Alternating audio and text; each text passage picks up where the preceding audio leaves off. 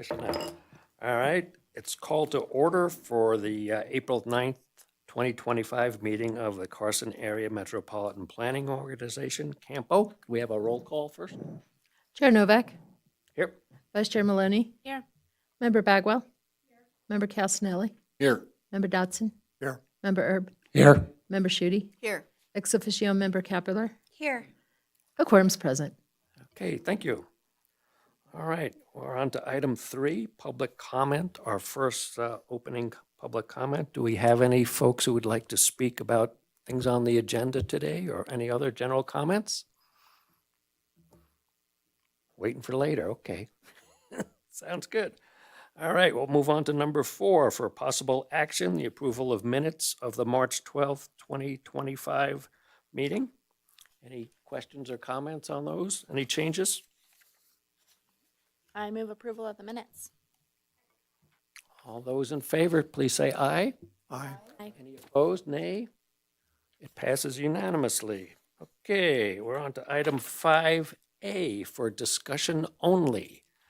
And Ms. Norman, we're going to be talking about the CAMPO Pavement Management Survey that we've heard about on and off for several meetings. And in the packet, we have the data, and we'll listen to what you have to say.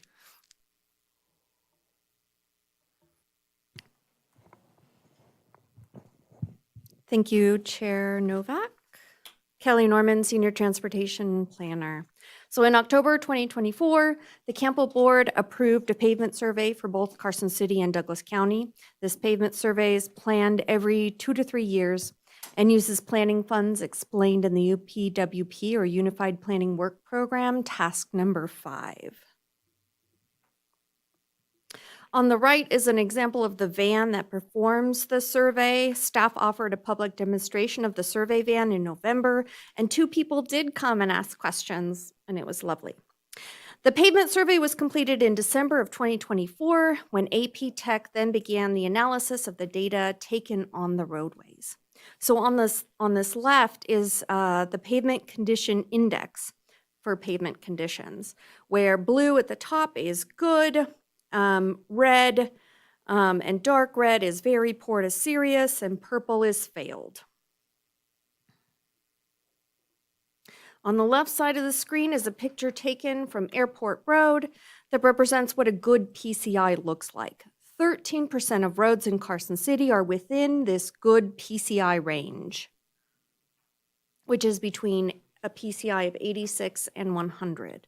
On the right side of the screen is a picture taken on Asphalt Drive that represents what a failed road looks like. Less than 1% of roads in Carson City are considered within this failed category. So this is a comparison between the 2022 PCIs and the 2024 that was recently done. So on the left side of the screen is the 2022 pavement survey, where 63% of roads in Carson City in 2022 were considered good, satisfactory, or fair in the blue, green, and yellow. 36% of roads in Carson City were considered poor, very poor, or serious, with that 0.5% in that failed range.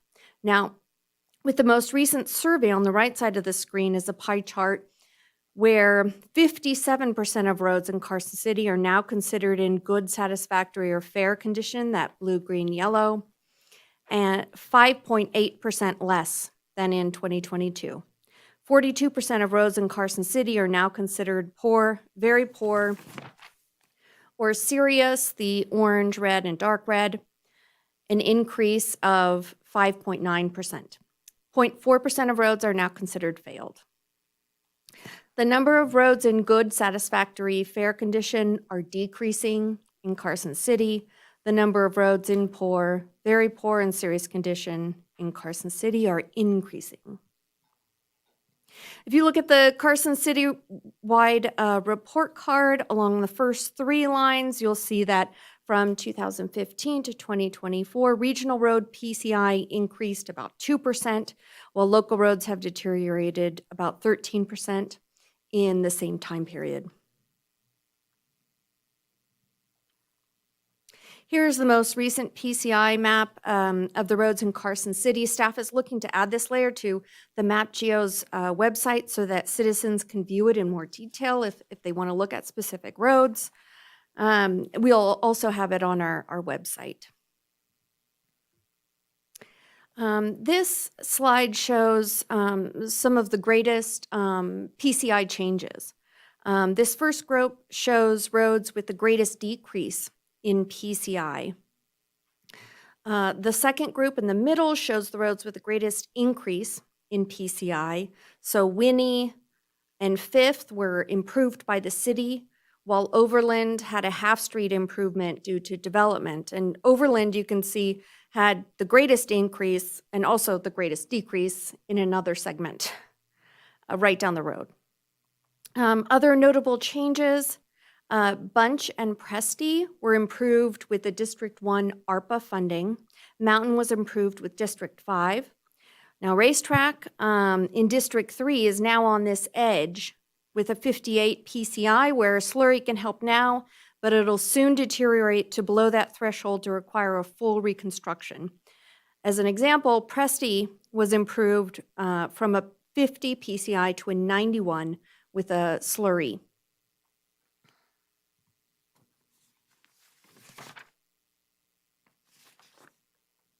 Carson City will also provide more information at a presentation for the RTC to discuss District 3 road prioritization and projects. So the Douglas County report card. This snippet of the Douglas County PCI report card is from the Douglas County Pavement Survey report. The chart shows both the Douglas County region within CAMPO's area and the Douglas County roads total at the bottom. Douglas County regional roads within CAMPO are average 81 PCI in the satisfactory category, and local Douglas County roads within CAMPO average 58 PCI, just within the fair pavement condition category. Here's a snippet of the PCI map of some of the Indian Hills and the Johnson Lanes roads within Douglas County and their PCIs. So next steps. The pavement survey data and report have been finalized and provided to both Carson City and Douglas County. AP Tech completed an update to the pavement deterioration curve. Staff will prepare a presentation of that along with District 3 at a future meeting. AP Tech will also estimate future pavement conditions through 2050. And staff will begin to identify and prioritize projects for Performance District 3 according to the pavement management plan now that the pavement survey has been finalized. So, are there any questions? I'll start off just in general. I said I think it was a reasonable report and money well spent. And I think for diving into some of the details, most of those roads you just drove in one direction. You didn't get every single lane mile checked. So it's an average, and I think it's a fair estimation of the actual pavement condition out there. One of the things that I did see and mentioned to Chris, there's in the model, there's an estimation for what the PCI should be, and it looks like you're going to fine tune that a little bit because it seemed to be rating lower than the actual measures. And I think it also showed that where we spent money and improved the roads, we got something for it. So, with that, I'm happy with it. It sounds like Carson City and Douglas County's happy with the report as well.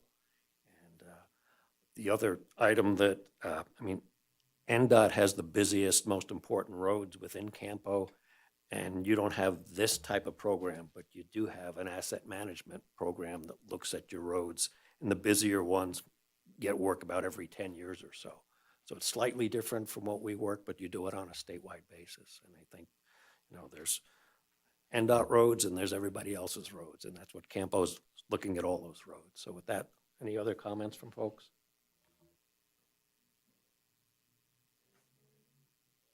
I had a question maybe for Chris about the racetrack road that you pulled out. So we have roads that are, way old, Orange County roads that aren't deteriorating as quickly as racetrack, and I understand that newer roads deteriorate faster, but those Racetrack Road was presumably built to our development code standard. Are we to expect some of the other new roads going in with developments to degrade as fast as Racetrack, or do we have any thoughts on why that's going so fast in the wrong direction?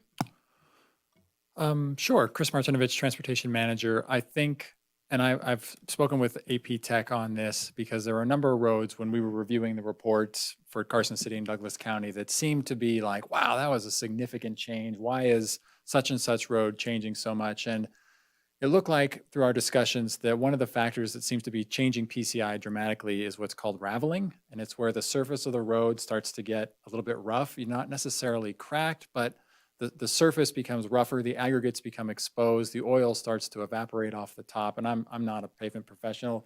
Luis is here if we need more details of that. But that surface texture was having a lot of influence on the way the survey data was being collected. And so we saw roads. Another example is Conti down in the south end of Carson, which was reconstructed because of a water line improvement a number of years ago. And that road had a significant decline. And so when we went back and looked at some of the data, we were noticing that raveling deterioration metric was playing a large role in weighting and pulling that PCI down. So I know we've gone back and taken a look at those. My hunch is Racetrack is one of those. To answer your basic question of, should we expect this? I think it's something we should monitor. I think as we continue to construct new roads and we see what happens in the Lampa area or the Anderson Ranch area, maybe we need to modify our mix designs going forward. We have started looking at beefing up our structural section, going from 3 inches to 4 inches to make sure we get a little bit more life out of our local road pavements. But I think these types of surveys tell us that it's something we should keep an eye out in the future. Appreciate it. Thank you. Thank you. Yeah, I agree with Chair Novak that it's a good report. I think it, hones in on what we're seeing out there in reality. It's interesting that, over the 10-year period that started from 2015 that, you're showing about a 15% deterioration in local roads. And, it certainly gets your attention that there's something going on. It does look like the model predicts a little more aggressive deterioration, but I think that's just some fine tuning now that you get more and more data that you'll get closer to the actual projections there. I had a minor comment on page 28 of the packet on page 9 of the report for Carson City. It talks in that paragraph, it says that there's no failed roadway segments in there. And, it doesn't have a picture of that, but I think that there is a picture included. I think it's Asphalt Drive that's failed and, a small portion of that. So just correcting up that paragraph, I think that would make things good there. But otherwise, overall, I think it's good data.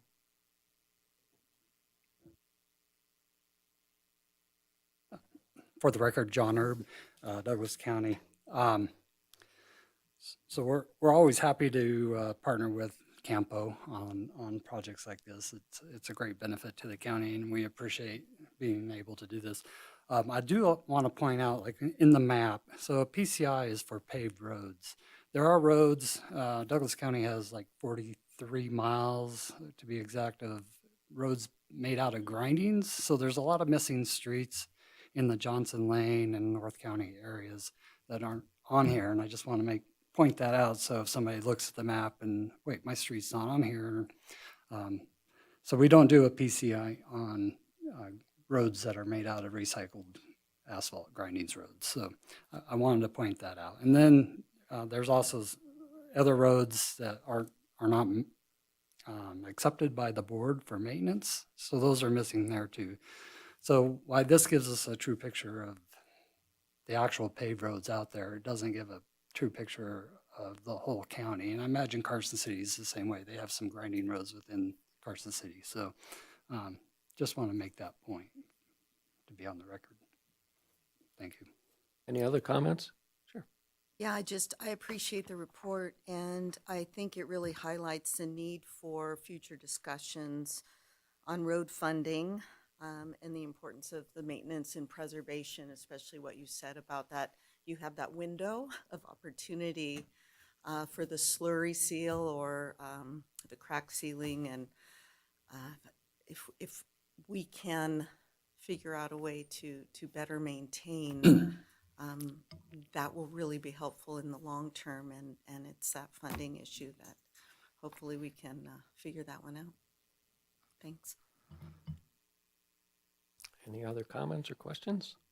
Okay, well, good. It's a good model, the Corps of Engineers paver thing. It doesn't really factor in your traffic, but it shows what the pavement actually is out there today. So it's a good report, and I look forward to the next steps and using the information so we can make better decisions on what to invest in. All right, thank you. All right, move on to item 5B, again for discussion only. And we're going to talk about the update to the Regional Transportation Plan and the Coordinated Human Services Plan. So Kelly, you have this one as well. Yes, thank you, Chair Novak. Kelly Norman, Senior Transportation Planner. So staff is here tonight to kick off the planning of the CAMPO RTP and the CAMPO and JAC Coordinated Human Services Plan. The following information on the slides has not been set in stone, but is a proposal of how to move forward in the planning process of these two long-range plans. Staff welcome comments and questions and suggestions of directions or inclusions to make in the proposed process. The agenda tonight, staff will cover some of the background, vision, goals, possible logo update. Staff will propose a framework for the regional transportation plan in the form of the table of contents, possible RTP survey questions, and a framework and direction for the coordinated human services plan, and a general timeline of coordinated outreach and important milestones along the way to completing both of these plans. So a little bit of background. CAMPO last updated the Regional Transportation Plan in 2020, and an amendment was approved in August 24 of last year. RTPs are required to be updated every 5 years, at least in a region like CAMPO. According to the Model Long Range Transportation Plan Guide, there are these 7 elements of long-range transportation plans where there's a background and context, goals and objectives, performance measures, system performance reports, strategies, investments, and then leading to programming and projects. But along with all of those 7 elements are these 3 things, which are the 3 C's: using a performance-based planning approach and public outreach. So the 3 C's are this continuing, comprehensive, and cooperative planning. Continuing meaning that transportation planning is an ongoing process, not just a one-time event. Comprehensive meaning that staff consider the needs of all people and the impacts of the plan. Cooperative meaning that staff collaborate with stakeholders, the public, the board, both neighboring and partner agencies. Using a performance-based approach means to use this data-driven process through performance measures to support and prioritize projects based on the needs of the public and report how those projects are achieving the established goals of the MPO. And public outreach is integral to the planning process, and staff welcome feedback from the public and will create multiple opportunities to elicit this feedback, including receiving comments today and ongoing through the public survey and through personal and online meetings. So staff has updated the CAMPO vision slightly to reflect a vision of the CAMPO region and the community, not only a vision of the plan itself. It's also important to note that staff reviewed the vision and goals for Douglas, Lyon, and Carson City and NDOT and the Washoe Tribe of Nevada and California to remain consistent with all agencies within the region. And if the board would like to discuss the proposed vision or propose an alternative or have any comments of the vision now, we can do that now if you prefer, or we can do that at the end. We'll start at this point, since you have several steps we want to go through, so let's get some feedback as we go. My initial feedback is, yeah, it looks like it's new and improved, and it's a little bit more comprehensive, so I'm happy with it. I don't know what else it would really change. So, any other questions or comments? I agree. I think it's a very comprehensive and well-stated vision. I'm glad you've been reviewing the other, counties and getting input from everything that you can. So, okay. Any other comments on this part? Okay. All right, next. Oh, yes.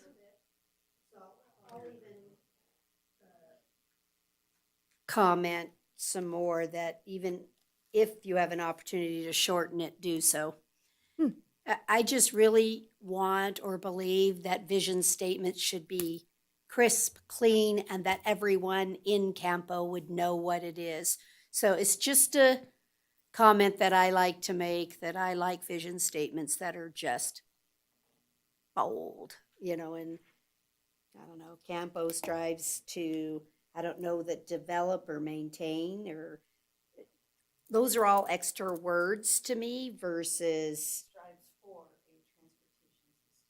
a transportation system for all members of our community. That's it. Short, sweet, and to the point. It's all about the people that use it. So I just throw that out as stuff to think about. That's what we're here for, is to see that we have transportation for everyone. That's it, right? That's what we want. Or I think that's what we want. Yeah, well, Anyway. you say develop and maintain. Develop for me is the new roads, and maintain is everything that we have. So I think it's a balance between both. So there's- Anyway, just think about it. Cut out words, shorter, sweeter, and directly to the point. Got it. Thank you. I mean, if we're nitpicking, Campo doesn't develop or maintain roads. That's We plan. I said take them out. Yeah, Right. so maybe take them out. Okay.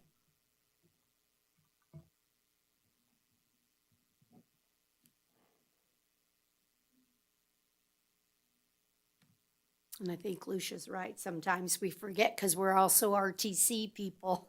All of us are doing that inside of our own counties too, but to remember each person's or each different board's proper goals, right? So Yeah, and Washoe RTC doesn't own any roads at all.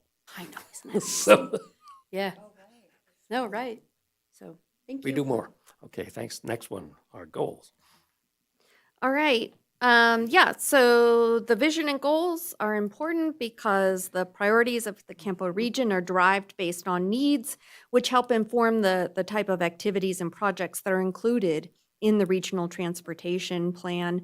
The original goals are on the left and the proposed are on the right, and the proposed highlight these key words like safety, quality of life, mobility, prosperity, adaptability, and preservation. And again, if the board would like, we can discuss each of these or anyone which, yes? I have a suggestion for adaptability. Instead of the word values, I would like to suggest needs. I agree with that. So to support the needs of the region. Otherwise, I like how it reads. And again, I think the goals, to reiterate, includes everything NDOT needs to do in the region as well. So yours is, safe and connect is your big buzzwords, and I think this covers everything you need to do as well.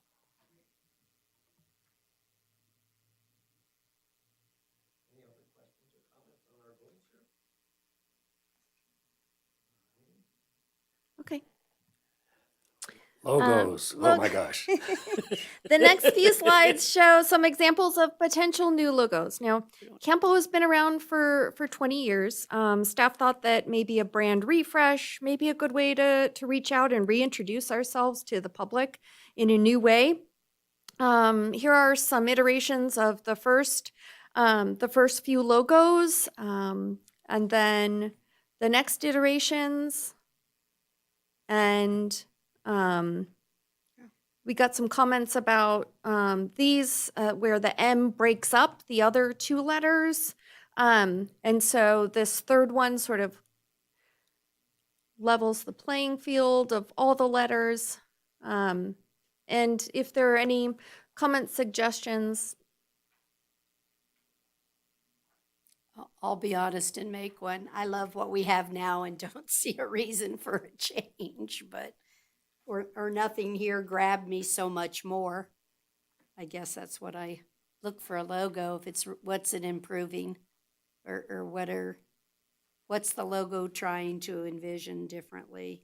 I like clear, crisp, readable. So it's just my comment. Yeah, I thought the current one was fine, but, alluding to the comment that when I highlighted CA, that means that place across, the border. But Person, I was jazzed to see the new logos, and I'm fully on your side on this one. But I don't feel strongly anyway. I just, I'm not super partial to our existing purple, and evolving it to a blue, I think, Okay. might last longer and be a nice brand refresh for the Jack buses as well. I'd like to go with what staff recommends. I don't have any hard No. feelings. No. I don't want to spend money on, well, if the bus is ready for a refresh, but I'm not spending money to rebrand buses. Because I just was working on a wrap at Oh, yeah, something we else do at the that. Parks Department. Yeah. What is that one costing us, Lisa? $5,000? I'm like, oh, right? So I need you to give me a rationale for changing a logo. Does it make people advertise on the bus more? I mean, give me a rationale. I don't care if you change the colors to blue. I could care less about that, but I mean, what's the But- purpose of a refresh of a logo? Member Bagwell, I'll address the bus question. Just first off, Chris Martinovich, Transportation Manager, we wouldn't be redoing our buses as the existing buses. If we ordered new buses, we may look at the color and move away from the purple to a more blue color for new wraps or new purchases. We wouldn't go back and redo that. The change in terms of, rolling out materials, CAMPO doesn't have a lot of materials related to the cost of changing the logo is relatively minor. It's almost all electronic. We don't have any swag. We don't have any, I think we have a tablecloth that we roll out at public events. So that would be our cost for changing the logo. I know that, as Kelly mentioned, logo has been around a long time, 20 years now. The purple is something that we believe makes it a little bit dated, and so we were looking for an update. A lot of agencies have, not to say that we should do this, but a lot of agencies have changed logos and modified things to be a little bit more, provide longevity for the logo so they don't look dated over time.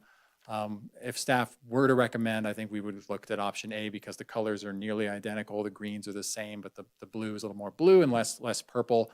But if the direction for the board is to stick with the current logo and move to blue, that's something we can do as well. That's basically the background and summary of this. We're rolling out an RTP, wanted to provide some new branding materials to make the RTP sort of interesting, and that's a lot of the background as to why we move forward in this direction. Any other comments or strong feelings? Yep. Don't care. Yeah. Good. You could use the one from Austin, Texas, too, because they're a CAMPO. All righty. Okay, next up.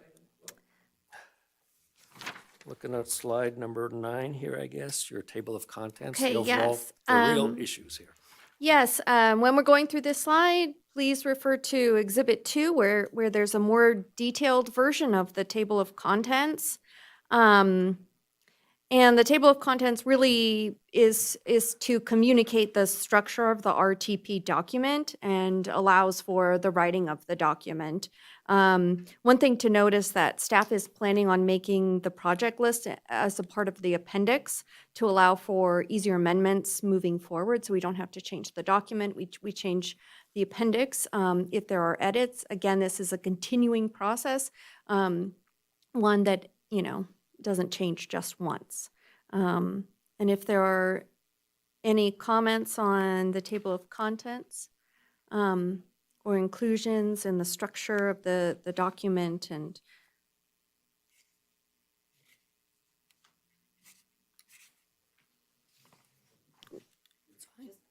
ongoing, if there are any comments, Yeah. I'm happy to hear them. Staff is happy to hear them. Yep, sure. Many of us saw there's a executive order about transportation or documents that have started coming out about new guidance. I presume that, at least from what I've seen, the existing guidance would fit into this proposed table of contents. There's nothing significant that's come out that would change so far, right? Not that I am aware of, and I'm keeping a close eye on that so that when we do submit the final document, it will be approved by FHWA and FTA. So, yes. Okay.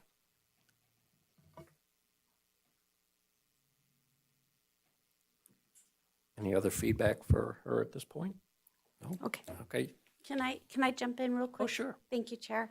I just want to add, we're very closely watching executive orders and language coming down from the federal government, and we work very closely with our MPO and partners, and we'll continue to do that. So if we find out anything or language or anything, we'll share it with you guys. So we'll keep you in the loop as we know, as you guys will do back for us, I know. So thank you. I appreciate that.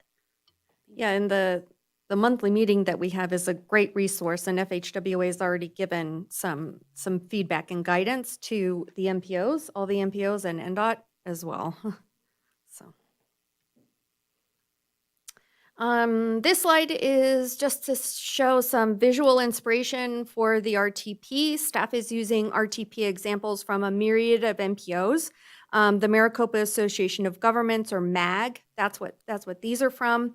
The RTC Southern Nevada, RTC Washoe, the Wasatch Front Regional Council, and the Pikes Peak Council of Governments. These are similar sized MPOs to us.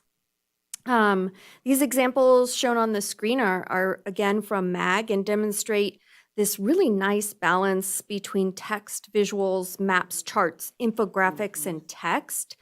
It's a balance that staff is looking for when we're writing the RTP. The document is also really easy to navigate with links embedded in the chapter headings at the top. And the reader always knows where they are in the document. It's a really easy document to navigate and move around in and go to specific section that you want to look at and dive deep in and overlook something that you didn't want to. I like it too. And if there are any recommendations of other MPOs and RTPs, again, Yeah. feel free to. I just keep coordinating with our adjacent MPOs Absolutely. and NDOT as well. So everything, the One Nevada Transportation Plan for sifting through projects, I think, is critical. So we'd like to be in sync with you. Absolutely. Survey questions. Again, in Exhibit 2, I have some example survey questions. And this is an opportunity to engage with those who may not want or may not be able to come in person to the meetings, but who still want to shape the vision, the needs, the priorities of the MPO and want to participate. The survey is also for those who can come to the meetings and is consistent with the guided conversations that staff is planning to have with partner agencies and stakeholders and the public.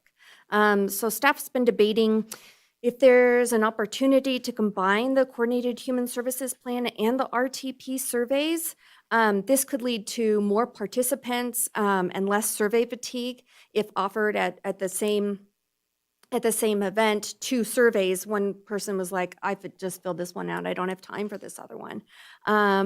There's also an option to have a focused Coordinated Human Services Plan survey. that targets feedback from the list of participants staff is reaching out to, such as seniors, the Nevada Aging and Disability, DART, Tahoe Transportation District, and others, specifically with a transit outreach, to get specific outreach from them. But any thoughts the board has with that moving forward? We're pretty flexible. I think you've had some pretty good success in recent surveys and on the corridor studies. So I think you can- 562 with the US 50 survey, Yep. second so, phase. So I'd like- 900 and something with the first phase, but Yep, and you'll be using all those things as Absolutely. input as well. mhm. Yep. I think some of us, I wasn't sure if you don't have a job, like if you're retired, how you're supposed to answer some of these demographics, but.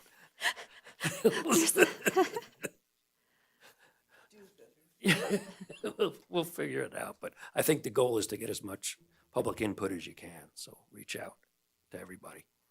So, any other questions or comments? Yeah, Lucia? I love the idea of a joint survey. I think that's a really good idea. Okay. My general comment on the survey questions, particularly the demographics, if you guys don't have a specific use for every question, cut it.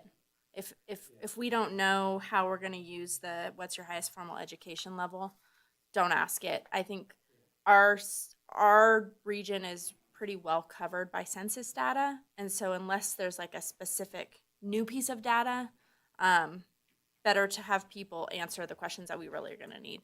So just a general thought.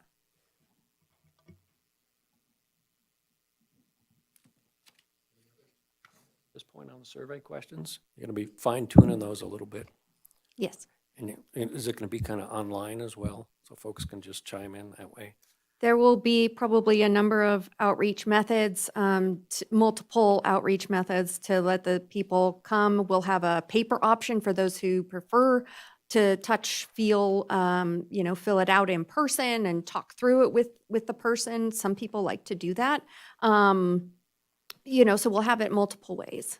There will be an online option and possibly a map option with questions about the needs in certain areas where you travel the most.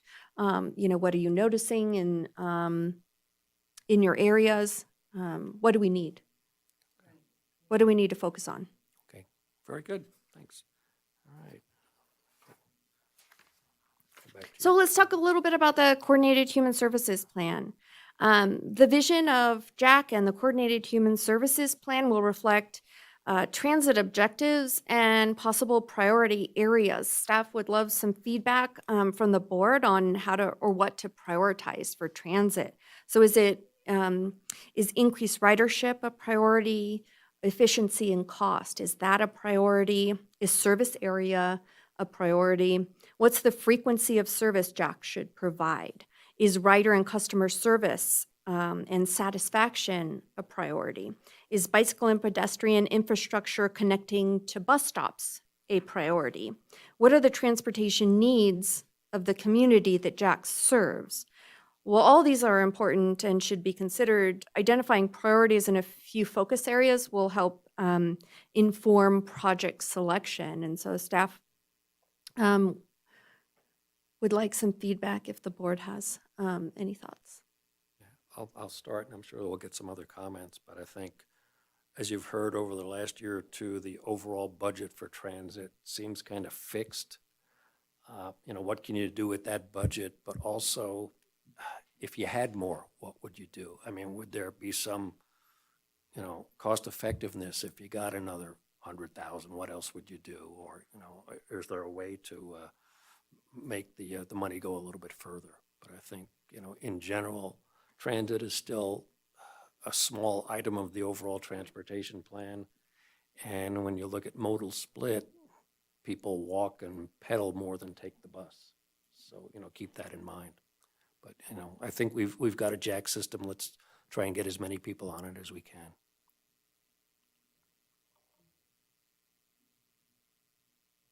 Either way. Thanks for the questions. I first, I just want to say the first version of this transit plan, we had never done a transit plan before, and there is a lot in there. So there's probably more than you need as you get going for the version 2. I do think there were, if I recall, there were some analysis of additional stops, particularly on the east side on Highway 50. I see Dee Formaster here in the audience, and I want to personally put in a plug for a bus stop over on 50 near that Classy Seconds. I think that's we've been talking about it for a really long time. So if there are opportunities for some of those stops that were evaluated in the first version, there's been long discussion about the 2A versus 2B routes where there's a clockwise and a counterclockwise in the same area. If we don't have additional funding for additional routes, really evaluating whether that makes sense to change one of them and maybe get some extra stops somewhere else. So I'm looking forward to that analysis. Thank you. I think I would echo that issue, is to make sure that each stop we have is the most efficient and effective stop. You only have the limited dollars that you have, so let's make sure each one is the most appropriate. But even if you're going to expand to something like Highway 50 and you're not removing one that changes the scope of the area that we have to serve for Jack Assist, it can still cost more money. So all those things need to be taken into consideration. And what I'm very interested in is the public in it in general being able to help weigh in, because I get so much comments that, you know, they want me to fix the potholes. Let's just use that as an example, fix the streets. And I say, well, you know, we could look to expand bus stops in Jack, and maybe that costs us just $100,000 a year. That's a good answer, right? For expansion. And they're like, fix the potholes. And so I'm very interested in a survey or a question that really drives to that point. So if all of the survey questions are about a bus ride, is the bus ride more important? Is the expansion of Jack more important than fixing the potholes? And I think we never let the community help us prioritize that type of issue. Is this more important, or is this more important? Or are they equally important? Or what benefit or goal, if I were to select adding a Jack bus stop versus, because there isn't going to be any more general fund, so it means I'm selecting different projects, for instance, right? I could shift priorities within the general fund that I have inside of these programs. So any kind of question that we could aim towards a more broad discussion, I would enjoy. Because I think that no matter what we do, when we talk about bicycle lanes, or you talk about this, you're going to get the skew of the group that will answer that survey, right? And in all fairness, I'm going to get, and I love them to death, so don't take this wrong, right? So Muscle Power is going to bring me 500 survey respondents about how a bike lane should be designed, because they're the users of it, and rightfully so. But how do I broaden the actual discussion in the To community? get the whole picture. The whole picture, right? How do I do that? So anything in here that we can do, because throughout this last year, that was a big push in the public, you know, well, you're not picking the priorities right, Mayor. And I thought, well, there's a lot of priorities. I mean, and what do I need to do? So does ADA access, should that rise up and get some more points?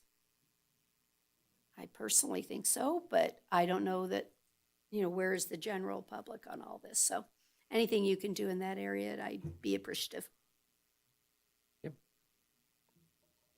Thank you. Sensitive to the mayor's comments. I think they're, you know, that's the reality of things. But in terms of the Jack service, I've always wondered what could we do to bring the ridership up to pre-COVID numbers. You know, they've never really bounced back. And is there a way to, you know, make that a more useful service to more people? And the other thing, I always liked that initial plan that was floated out there. For one thing, it takes care of, you know, we're doing these complete streets. We have bus turnouts designed in one instance and constructed in another that has those turnouts out there that I don't think are being utilized. It'd be a safer situation for the buses. And it seems to me like it would serve more people. So I really think that, you know, diving down to where we can provide better service for the same amount of bucks would be something that is out there, in addition to trying get some better feedback as to, you know, maybe it just doesn't serve that many people and there isn't that interest. And that's got to be a consideration when we look at the overall budget and plan for what we do here. I do have one other comment that has a little bit come to me, and I don't know, I'm looking to my partner down there. He goes, uh-oh, what's she gonna throw on me? But is there opportunities, because you know, you've got DART in Douglas, you got Tahoe Transportation going up, you've got Lyon County that, right, you don't have anything, if I'm not mistaken, right? And so I think, is there other synergies or things that we could do to grow the system of public transportation without necessarily costing the Carson City taxpayer the matches or the stuff? So I wonder, when I look to say, should I be going further out Highway 50? Should I be coming towards Mound House? That would let me pick up a stop for Dee Dee's place, right? But only if I have another partner. And so these surveys, do they go out far enough where people in, yes, adjoining areas that would say, what's in the best interest of the entire corridors?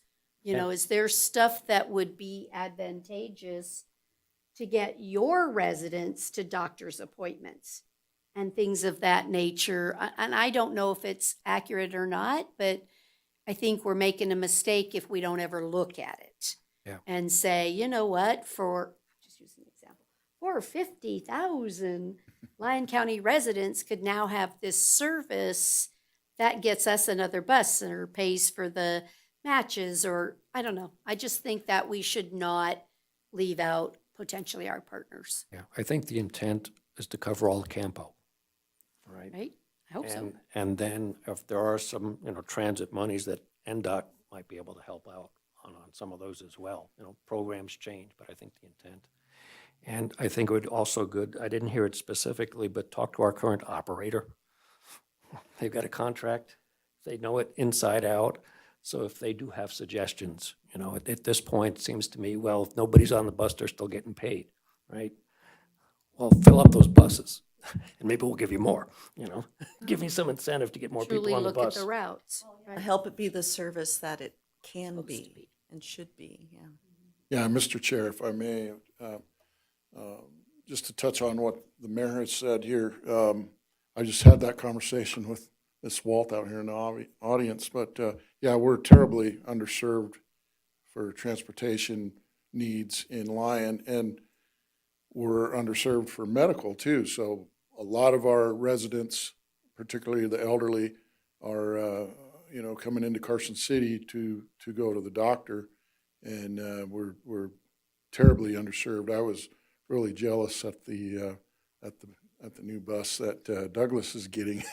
So I have to say, You're like, but yeah, I don't have any. asking next time. Don't have any buses like that. We've got a little bit of transportation. We get once a week or once. May I ask?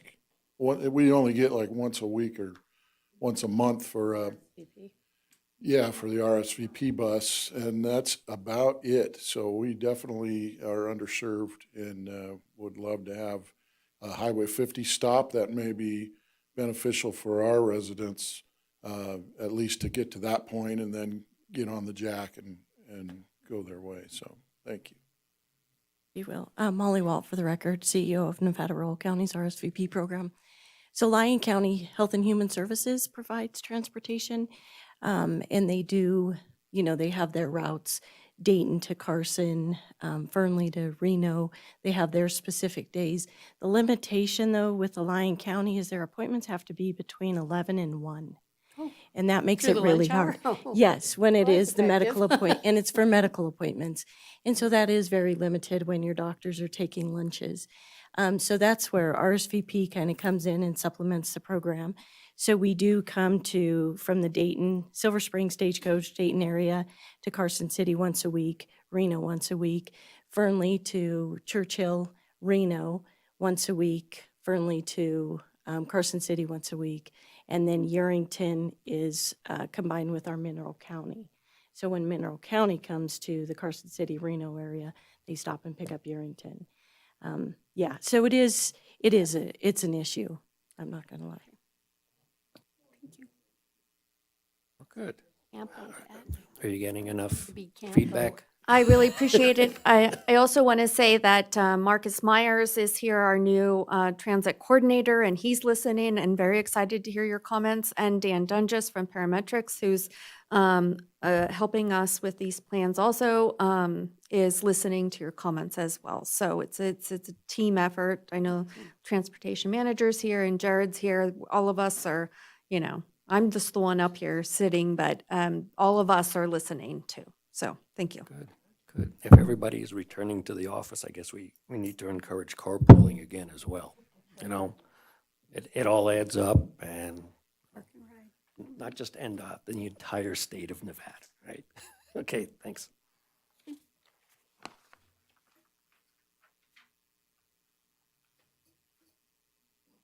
Did we hit all your items? Okay, Again, if there's anything else, please feel free to reach out. okay. So the Coordinated Human Services Table of Contents, staff is looking to keep a similar framework to the current Coordinated Human Services Plan while focusing on updating the supporting data, updating the survey, again, doing lots of outreach, looking for creative ways to ensure long-term operation of the transit system, including reviewing micromobility options and including all of these options that we talked about too, not only Carson City, but Douglas County, Lyon County, considering alternative options for medical appointments and priorities. So.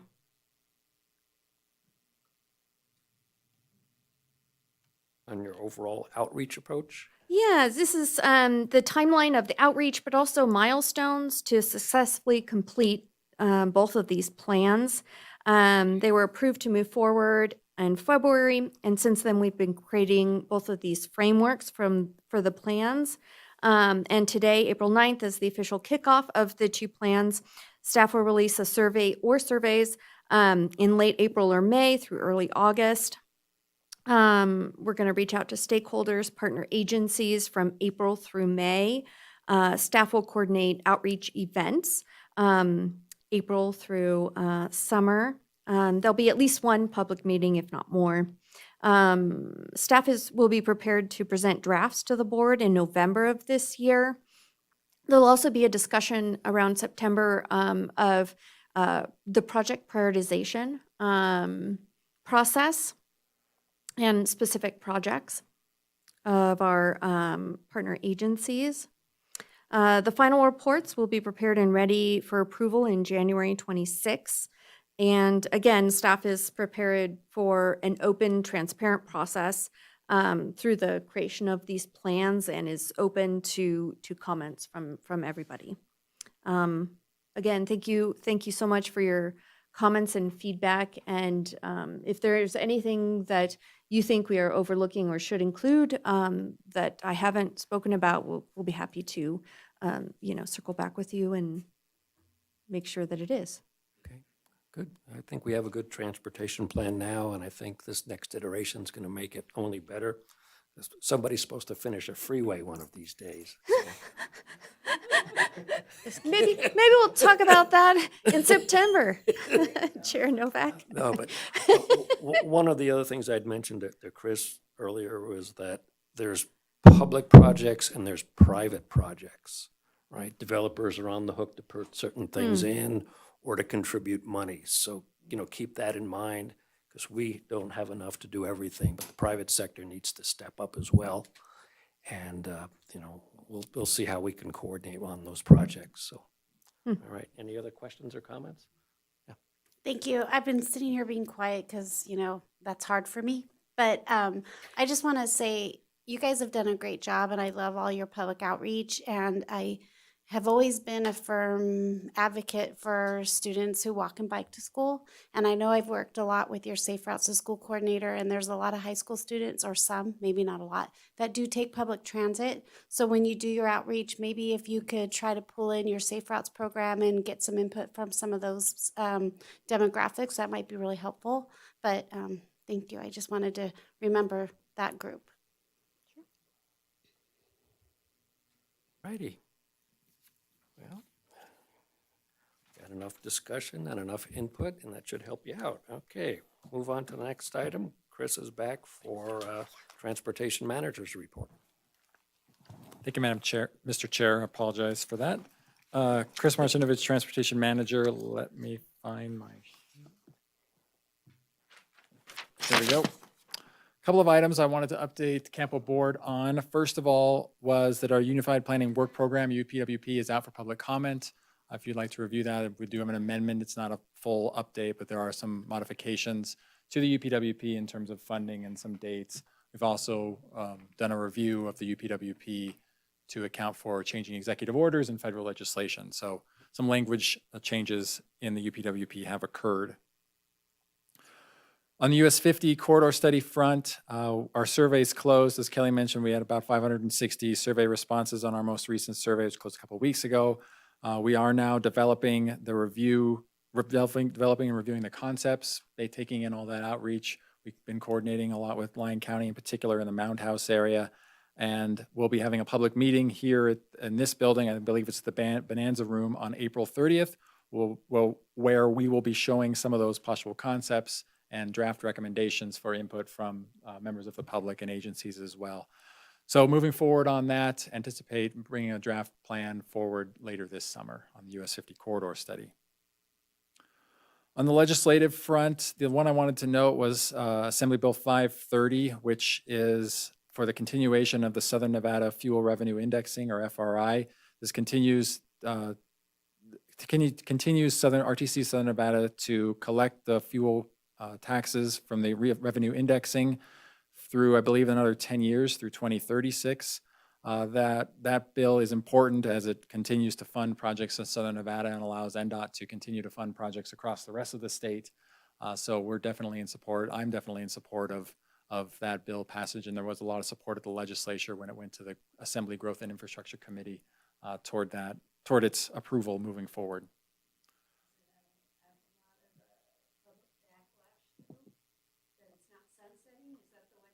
That's what it is. It's not, they're asking to continue for It was another 10 supposed to be years. out for a vote of the public, but this would now allow the county commissioners to extend it, right?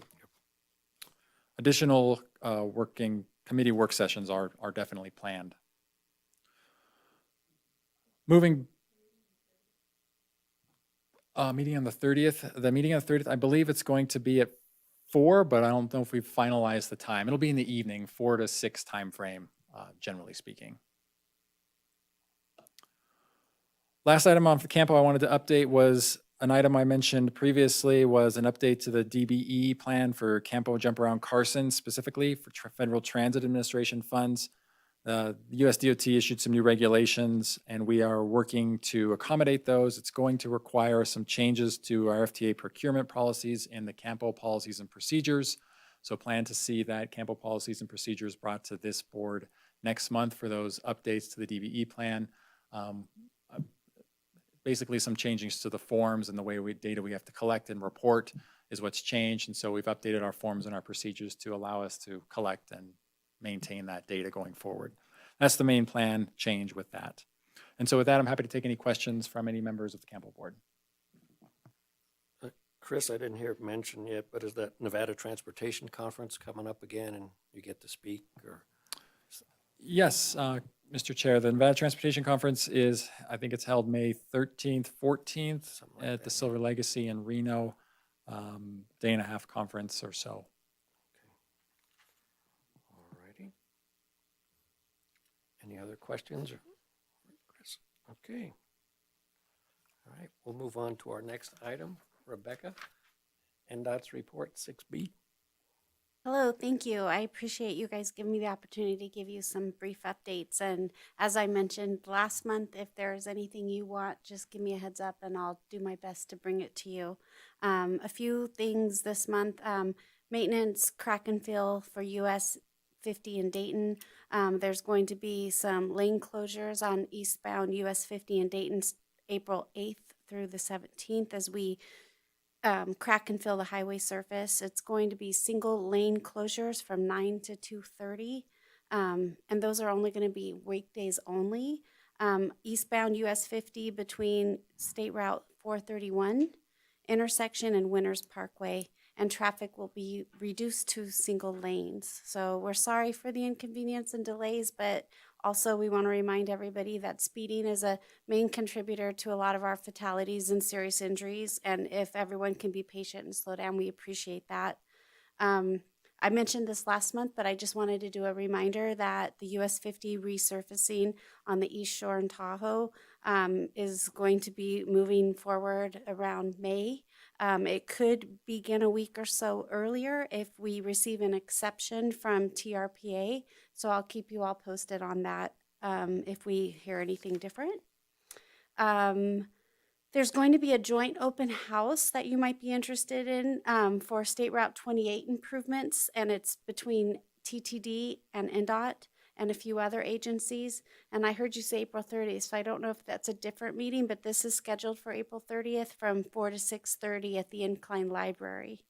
It's hosted by the Tahoe Transportation District, and it's going to be a guided public information open house featuring multiple planned State Route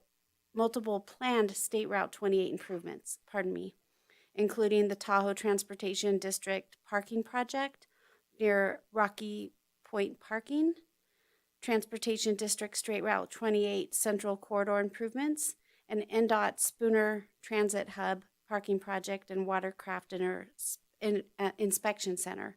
So that might be a really interesting open house to go to if you can. Again, April 30th from 4 to 6:30 at the Incline Library. Maybe in the future we can bring an update to you guys on the Strategic Highway Safety Plan. I know we've talked about that. It's going to be updated for 26 through 30.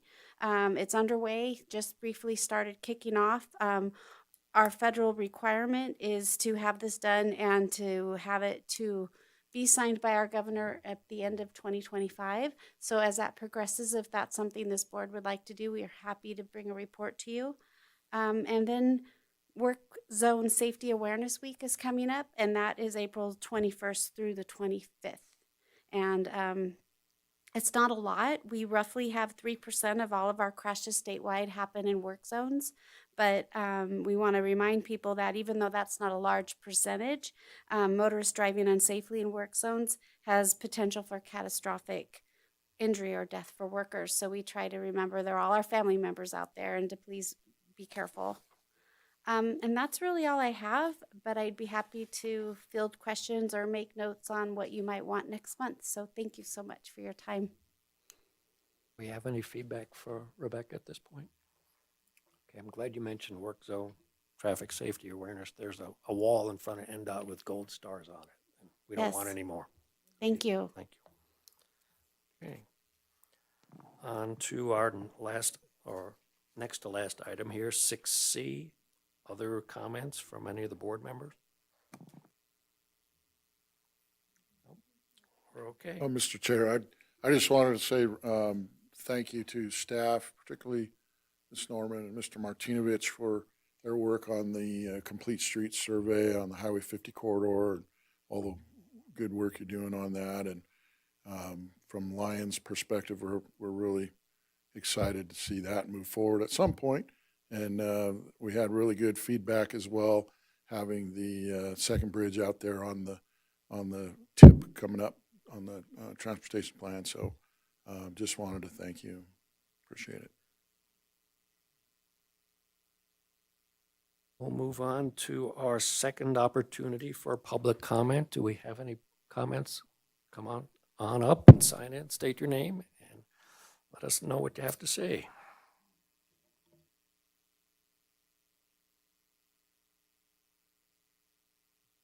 Good evening. My name is Mark Costa, Carson City resident. Had actually a couple comments on the transportation plan that we got finished discussing, and also on the PCI report. Only thing I'll mention, or what occurred to me during the transportation plan, I heard a lot of emphasis placed on survey questions and also on prioritization. The two can work together. The survey questions should be structured like we did with the One Nevada plan on finding out what the public's priorities are. And we can also use that for the outreach that you have. I don't know how many in-person outreaches you're thinking of doing, but it always helps to go ahead and do an exercise, providing people have the structure of what you're considering for priorities and have them participate in that. I know your staff had some experience with that. We had similar type games when we were looking at the funding initiatives and having the public outreach for that. But I want to go ahead and encourage that. And the data you get from that can be used to explain why you do what you do in terms of your priorities, or why you prioritize certain items, or what's important. So I would encourage both those to go ahead and work together. The second item I had was, of course, for the PCI report. Very thankful that this was done. It is certainly needed, and I was pleased to see about the next steps identified, because this is a priority in itself for that and impacts your transportation plan. The two will go very close together. For example, from 2015 to 2024, the report card, districts 1, 2, and 5 have double-digit losses on the total local roads and on the total roads altogether, taking them all together, and also on the local roads individually. We got to figure out how these trends can be reversed. The current way of doing business, or the current plan, involves concentration on one district per year, meaning a district is only visited, quote unquote, once every 5 years for that. But we have a deterioration going on, like I mentioned, in those 3 districts over the last 10 years. Should the prioritization be based on a need or a PCI decline instead of just rotating every 5 years, once every 5 years? The worst roads would then be addressed first. I want to close with part of the summary from your report, the PCI report, saying that local roads are 65% of the network with a PCI of 55%, placing them in the poor category. So 2/3 of your roads are in the poor category. And I think that needs to be visited in the transportation plan. Thank you. Thank you, Mr. Costa. We have any other comments in this section? Okay.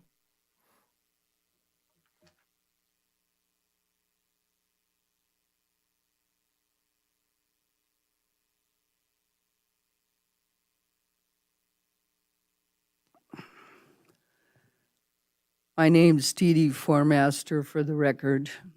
I have a couple of comments and maybe some ideas about transportation. I know that people, when they go to medical appointments, often use Medicaid monies. So maybe there's a chance of tapping into some of that medical transportation money and pairing it with the Lyon County bus systems to be able to make it work better. Because the transportation system out there in Lyon County is horrible and needs to be addressed and needs some help. Also, I want people to become aware that when, we're thinking about putting new bus stops in, we need to make sure they're accessible with, rumble strips for the visually impaired, and to make sure that as many as we can put in benches would be very helpful, because a lot of our elderly cannot stand, and our disabled population excuse me, can't stand for a long time period. And so those benches can be a lifesaver. And also, I do tablings all over the rural areas for the disabled population. So if you can give me some of those survey forms and you truly do want input from the rural areas, I will be happy to take them with me, put them at my table, and encourage people to fill them out. So I have several tablings coming up at the legislature, as a matter of fact. So thank you very much for your time. Thank you. Thank you for your comments. We have another speaker.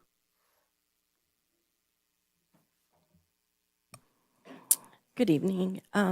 Again, Molly Walt for the record. So during the 2022 Community Health Needs Assessment and subsequent Community Health Improvement Plan, CHIP, community planning meetings, the Quad County community identified transportation as a key barrier to accessing treatment. Community members identified the Quad County collaboration to address transportation access challenges as a key strategy to improve access to healthcare. Nevada Rural County's RSVP program, myself, was asked to take lead on this strategy that will help to work to bring stakeholders together to support collaboration for the Quad Counties. We are planning, so RSVP is planning a stakeholders region meeting to identify, and we are looking to identify key transportation issues and those who would like to participate. So if you would like to participate, and for those of you in the audience that would like to participate and know others that will, please let me know. Email mwalt, W-A-L-T, at nvrsvp.org. However, you're all receiving this email, so it's an email generated and you're already all on it. You're on it as well. But I'm here to ask if you know of any other stakeholders. I have Shayla on it as well, Dart as well. But I need others, Carson, Tahoe, anybody that you can think of that is providing transportation, that could be part of this. It's a collaboration group that is started by the Community Health Improvement Plan, which is CHIP. And we're trying to get together so we can help. Thank you. Okay, thank you very much. Good. Any other comments at this point? All right. Hearing none, it's time to adjourn the meeting, and we will start with RTC in 5 minutes. Okay, thank you very much.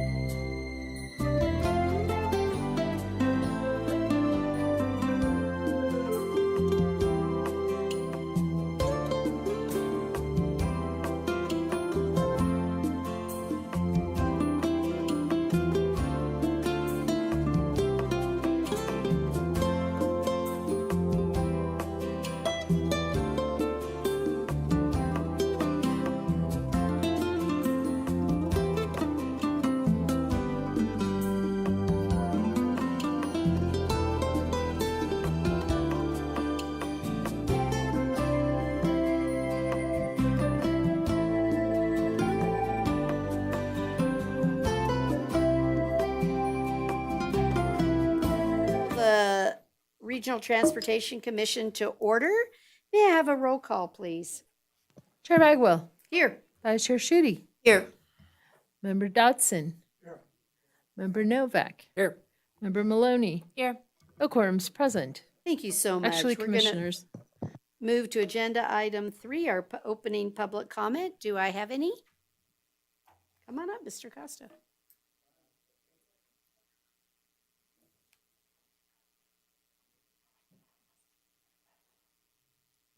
Good evening. My name is Mark Costa, Carson City resident. I'm going at the beginning of the meeting this time for my public comment because I know one of the agenda items is on the budget that we're looking at, the proposed budget.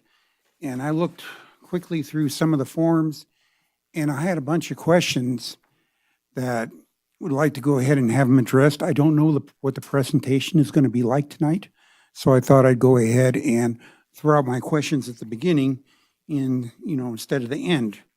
One thing immediately apparent is that the revenue and expenditure balances for the various categories, in many cases, have changed dramatically from year to year.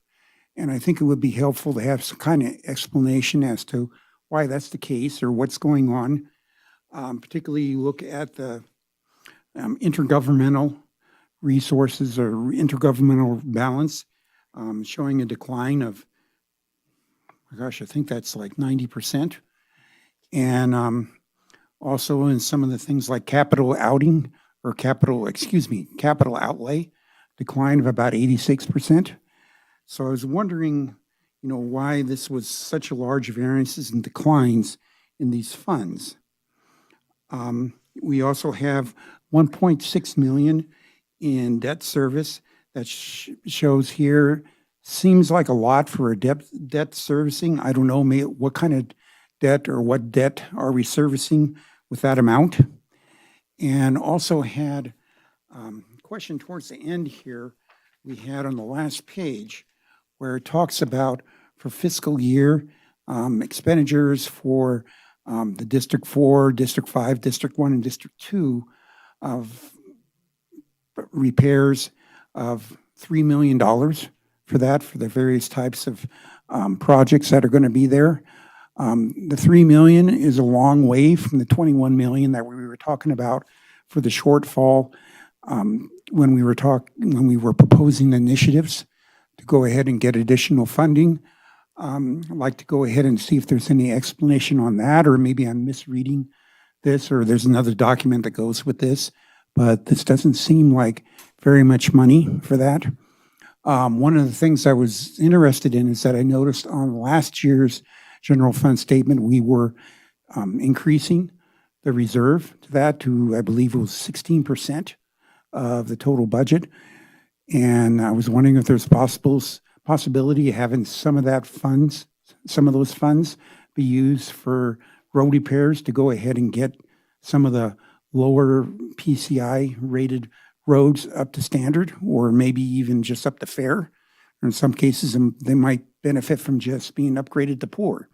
So I'm interested on the budget presentation, see what we come up with. Thank you. Thank you. Is there any other opening public comment? Okay, we'll move on. Thank you, Mr. Costa. We'll move on to agenda item 4A, which is approval of our minutes of March 12th, 2025. Did any member have a corrections or changes? I'll accept a motion for approval. I move to approve the minutes from March 12th, 2025. I will second. I have a motion and a second for approval. All those in favor, please say aye. Aye. Aye. Any opposed, say no. Let the record reflect that was unanimous. We'll now move on to agenda item 5A, discussion and possible action regarding a recommendation to the Carson City Board of Supervisors concerning the fiscal year 26 budget supplemental request and capital requests for the Regional Transportation Transit and Street Maintenance Funds. Ms. Shudi, may I have your disclosure, please? Yes, you may. NRS 281A.420 requires me to disclose a conflict and abstain from voting when I have a disqualifying conflict. This agenda item includes fiscal year 2026 budget recommendations for the Regional Transportation Fund, which provides funds to staff several city positions, including transportation manager. My nephew, Chris Martinovich, is the city's transportation manager, and his salary is partially funded by the Regional Transportation Fund. While I do have a familial relationship with Chris, this is a routine procedural matter for the broader purpose of making a recommendation to the Board of Supervisors on budgets that are within the RTC's purview, and my nephew's salary is being considered along with other employees' salaries in the aggregate. There is no discussion specific to Chris's individual salary, nor is there any discussion specifically related to the position of transportation manager. Nevada's ethics law gives appropriate deference to the public policy of this state, which favors the right of a public official to perform the duties for which that public official was elected or appointed, and to vote because abstention disrupts the normal course of representative government. Abstention is only required in clear cases where the independent judgment of a reasonable person in my situation would be materially affected, and I do not believe that to be the case because this agenda item concerns broad policy recommendations to the Board of Supervisors for the RTC budgetary issues as a whole. I make this disclosure for the sake of full transparency, but I will be voting on this matter. Thank you so much. Mr. Martinovich, are you going to walk us through this? Yes, thank you, Madam Chair. Chris Martinovich, Transportation Manager. I am going to walk you through the 225 transit budget, the 250 Regional Transportation Commission budget, and the 256 street operations budget. And to support my presentation and help with answer any questions, I know that City's Chief Financial Officer, Sherry Russell-Benaboo, is here. Deputy Public Works Director Rick Cooley is here as well for any street operations specific questions. So feel free to, if you have questions, feel free to ask them or I'll ask them to come up and support as needed. So when we look at the individual budgets here, we're going to start with Exhibit 1, which is the Transit 225 budget. Packet page 11 is the first page of that. Packet pages 11 and 12 are what we're calling our fund maps, which break down, packet page 11 breaks down the proposed fiscal year 26 budget. Packet page 12 breaks down the re-estimate of the 25 budget, sort of an update, current status of the 25 budget. These tables work by outlining the available revenue in the top section of the table versus the anticipated expenses in the bottom portion of the table. And the different columns represent different revenue or expenditure, different revenue sources. So for instance, if we look at packet page 11 on the 26 tentative budget, we can see that there's the base budget, there's supplementals, there's no supplementals requested for the transit budget this year. So a final 26 budget there is listed in the third column. Moving over, the rest of the columns outline fare revenues and state grant that are used as fare revenues, and then the Federal Transit Administration grants is the column just before that green shaded one. And so these fund maps break down the different match components as we have some of these line item expenses are matched at 50% federal, 50% local, 80% federal, 20% local, and 85% federal, 15% local. So there's different match rates, and so we account for those federal portions in that FTA column, and then the local portions in that greenish gray colored column. How do the local portions get broken down? Where does the funding come from? Well, the remaining 5 columns of both of these fund maps outline the local funding sources that are eligible as match. So we have the state grants portion for $96,750 from the state's ADSD is used as local match, interest income, advertising revenue, the general fund operating match, and then the beginning fund balance, which is unused money in this case from fiscal year 25 that is available as match into 26. So you can see we've just applied those, no particular reason other than moving through the columns, and when the column runs out of money, move to the next column. When the column runs out of money, move to the next column. So that's how that's been broken down for the fiscal year 26 budget, accounting for the federal portions and the local portions. And similar for the 25 re-estimate.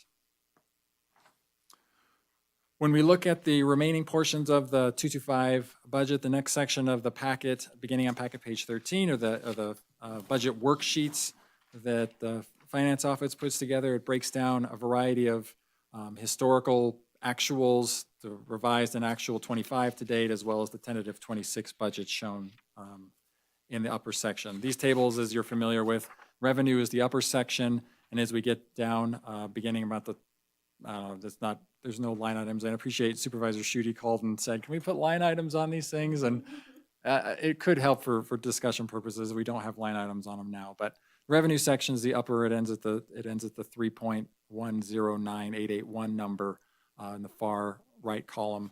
And then expenditures are down the remainder of those worksheets.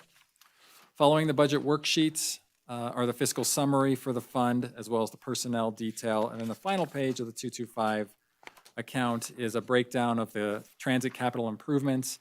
And in this packet page 18, you can see the 25 re-estimate, which is all the money that's previously been budgeted in the 25 budget, as well as unused money from previous budgets. And then the fiscal 26, 27, 28, 29, and 30 capital items related to the transit fund. I will note that the vehicle purchases in 29 and 30, there will be numbers there. Those won't be zero in those years. I just don't have those numbers populated at this time. But you can see the summary of the capital items. And I think I'll pause there to see if there's any questions or discussion on any items related to the transit fund, if that works for the chair. Does anybody have a question on Fund 225 Transit?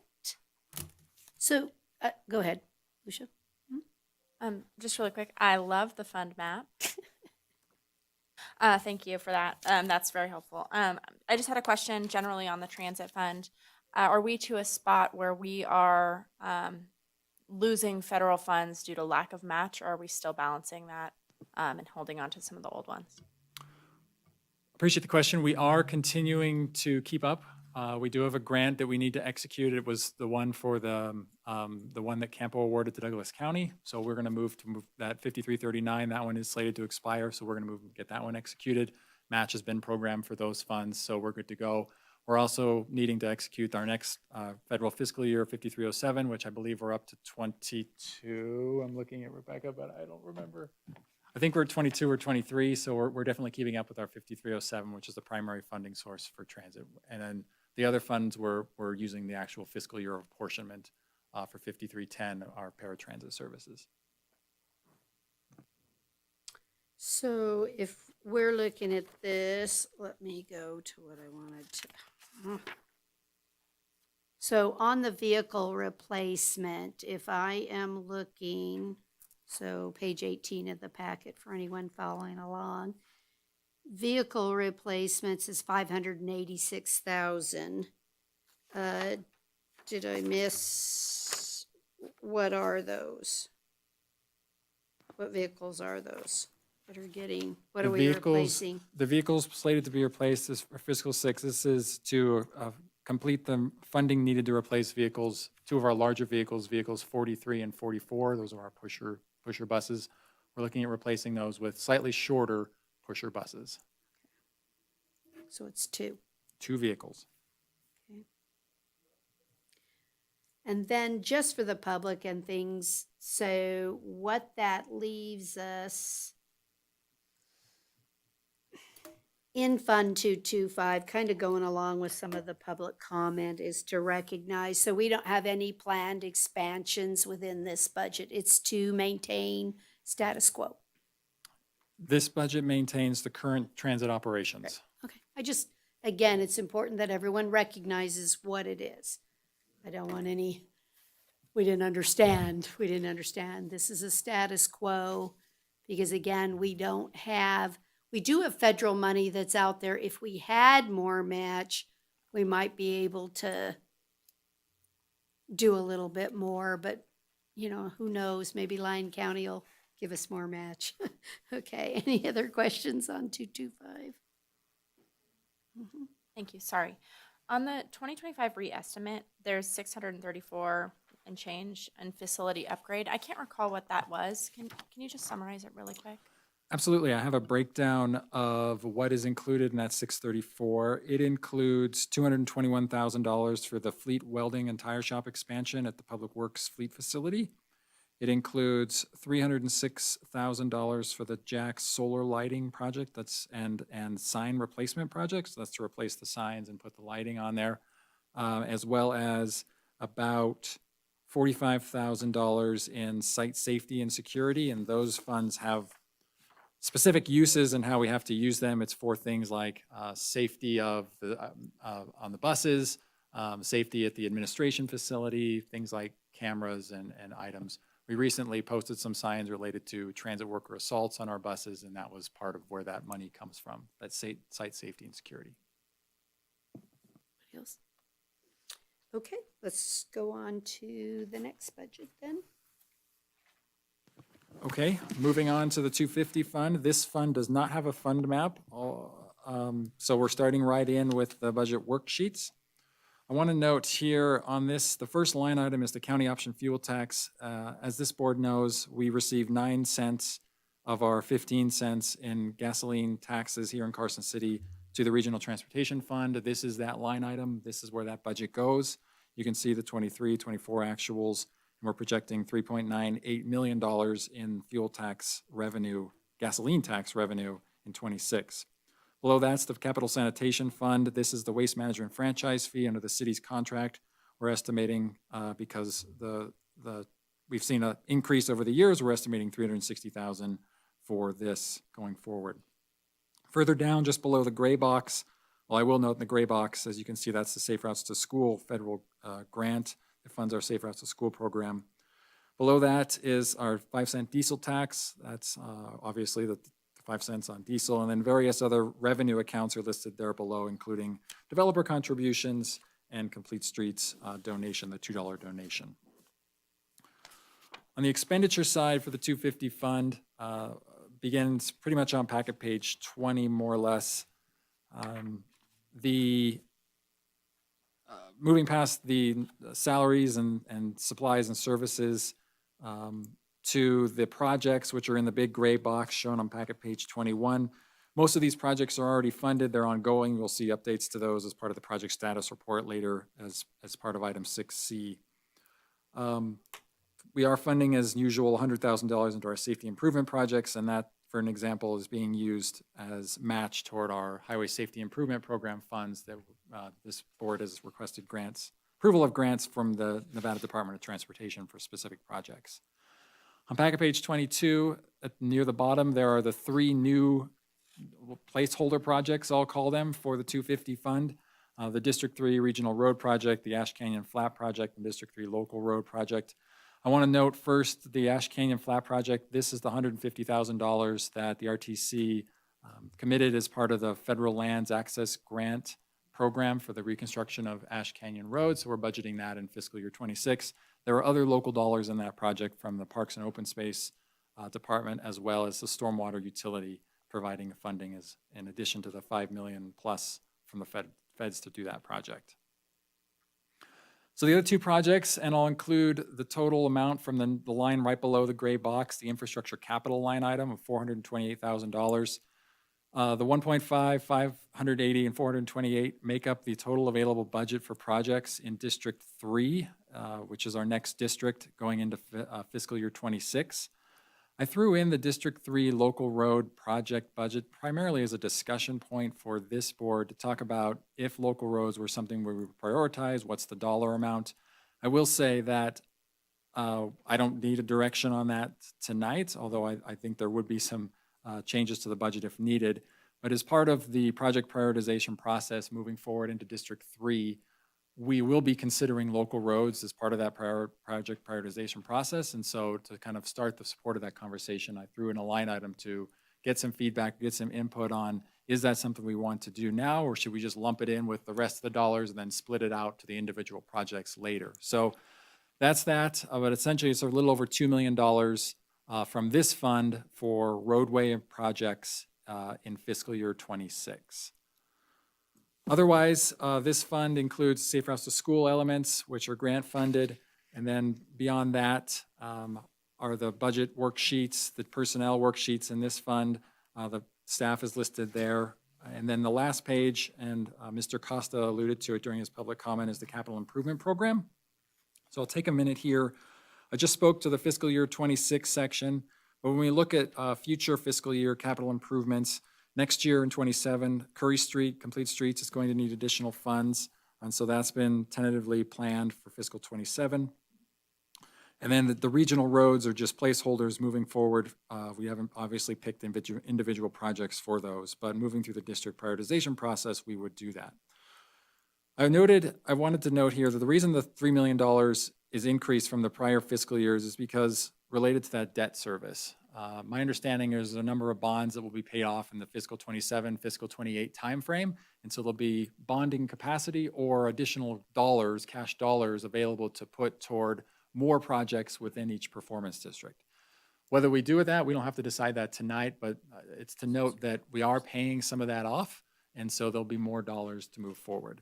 My understanding, and I don't know that all the projects that those bonds are paying for, but to answer Mr. Costa's question, I believe those bonds are still paying down debt related to the reconstruction of Curry Street, the extension of Roop Street, the extension of Stewart Street, and projects that were completed in the city a number of years ago. And so once those bonds and debt for those projects is paid off, we can look at obligating to new projects going forward. So that's the reason for the debt services line item, and that's the reason that capital budgets have increased going forward. It does not have anything to do with receiving additional revenue, as there's no additional revenue from my perspective to add into the budget at this point. So that's what I have for the 250 fund. I'll pause there again, Madam Chair, if that's okay. So, thank you, Chris. I think the other issue that's the elephant in the room, and I think what Mr. Costa was trying to get to is you need 21, why do you only have 3? I think it's the opposite, is he's concerned somehow we're not getting the money up there. First of all, because there's no revenue source to add into this budget, and no everybody start driving your vehicles twice, but we really want you on the bus. So that's kind of a little counterintuitive, right? Because the more of you that would take the bus, then I wouldn't have fuel taxes. Anyway, one thing begets another, doesn't it? But it really needs an infusion from another source to create more dollars to be available to meet these needs within the road funding source. So that's part of the issue, is we don't have money to transfer in. His other question said, which this board has no authority over, just to be clear, to say, transfer more money from the general fund. I don't like that you have a potentially 16% ending fund balance, so move money over. This board has no authority to, we'd like to go to another fund and say, give us your money. We're not beyond trying, but that issue is something separate, and the 16% was really established in the general fund to be able to meet downturns. For the city as a whole, if things can't happen, you have to use those reserves to keep the lights on and to keep things going. And so just his thoughts there. The debt service question, Chris already answered. Other thing I wanted to note, and I see Sherry sitting there, so I'll let her answer something too, but I want to draw attention to be clear to people that on page 19, we have a 5-cent diesel tax. So you'll see the 435010 intergovernmental of like 551,410. And then right below that, I don't know if a lot of people recognized that when the diesel tax authority from the legislature was granted to us, it said anybody over a certain amount has to pay into a state fund for truck stops. So I just want the public to understand, they're never going to get there, but I want to give the information that, again, when people say, why don't you just fix the potholes, Mayor? Well, I legally have to give this $55,000 to the truck stop issue. So it's important that the public understands sometimes much of this, it's not like it's fungible and we can move it wherever we want. So that's something new because we hit a threshold requirement that triggered that piece of legislation. So we have to give 10%. So I wanted to draw your attention to that. And then Ms. Benaboo, is there Yeah, something you want to share on I this just don't want account? everybody to get all excited about bonding quite yet. The bond pays off, one of them pays off in 2028. So we would have $1 million extra in 29, fiscal 29. And then the other one pays off in fiscal 2030. And that frees up another $500,000 at that time. So we still have some time on those bonds, unfortunately. And they were 20-year bonds. So, yeah. So we might have on page 25, the fiscal year 28 should still be the $1.8 million, and it starts actually in 29. Right. So we've got bond payoff in the wrong. Shoot. okay. It's We liked the other we liked Chris's I answer know, better. I am bad news Sherry this year. Yeah. I'm sorry. It's just this year. I Oh, promise. darn it. We Should get were better. really liking it. And again, I don't think Mr. Costa's wrong in, wow, we really are looking, why aren't we able to get here? And I'm just not sure where in the communication of the public that they're not, it's hard to do it with all these maps and numbers and budgets for them to understand, but this is the place that shows the answer is when you get into your 5-year projection model. To me, that's the spot my eyes are going to say, where am I looking for next year, the year after, the year after? And so to connect the budget to the earlier items on the PCI, I think that connects the dots of what we've been trying to tell everyone. The PCI is going to continue to decline if we do not increase page 25 of this document. It's really that simple, right? To put it in a simple term. So then your question is correct on, do we begin to look as this board, we have made the decision to, it's only every 5 years you're going to a district. Every district has roads that would qualify through those PCI indexes, right? They all do. They're all going to have a road that equals a 55 or a road that equals a 65 the objective was to make sure that the taxes were fairly distributed throughout the community and that we didn't just fix all the roads in one district year after year after year and other areas received no funding. So that was the rationale. I think it's a valid question. Are we now going to decide when we look at District 3 coming up?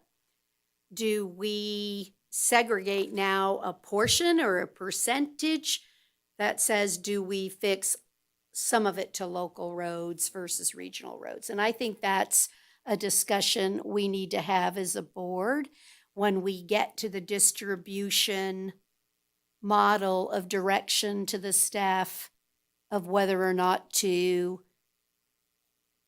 at least give us the answer of what are the worst local roads and their usage. So not just its PCI.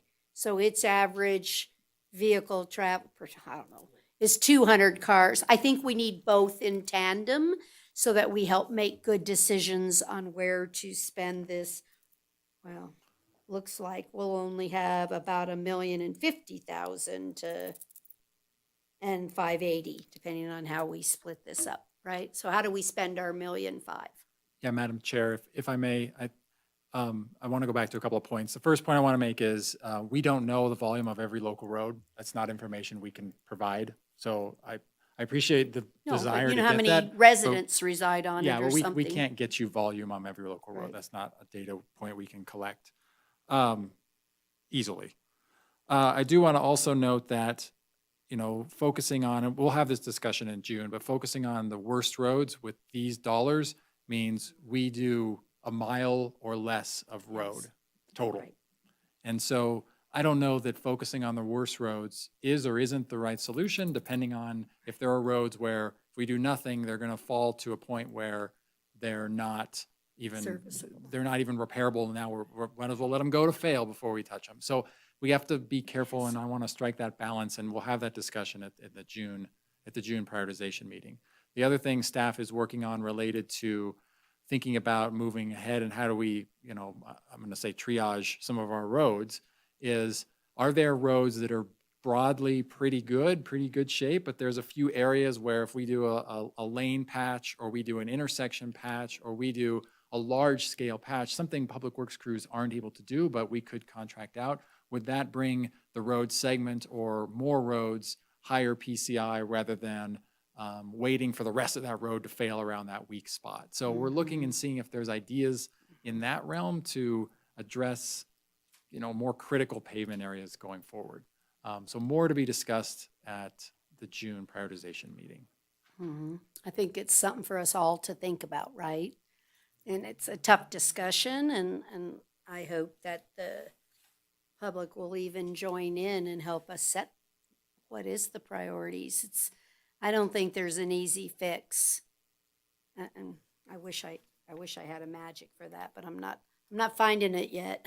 Greg, do you have something? Yeah, Chris, with the amount of money we really have to work with, I don't want to spend too much analyzing things, beating it to death, Yes. hiring consultants. It's just, let's get as much as we can actually into the pavement on the ground. So, you've got a good system, but, don't knock yourselves out, running around in circles. I appreciate those comments, and we do utilize a consultant on an on-call basis to run paver and provide us guidance on these are critical, these are not critical. We do utilize that service. They work for us about this time of year for about a month, and then we've got the data and we run the prioritization process internally for picking those roads. When it comes to designing roads, I don't know if you were alluding to that.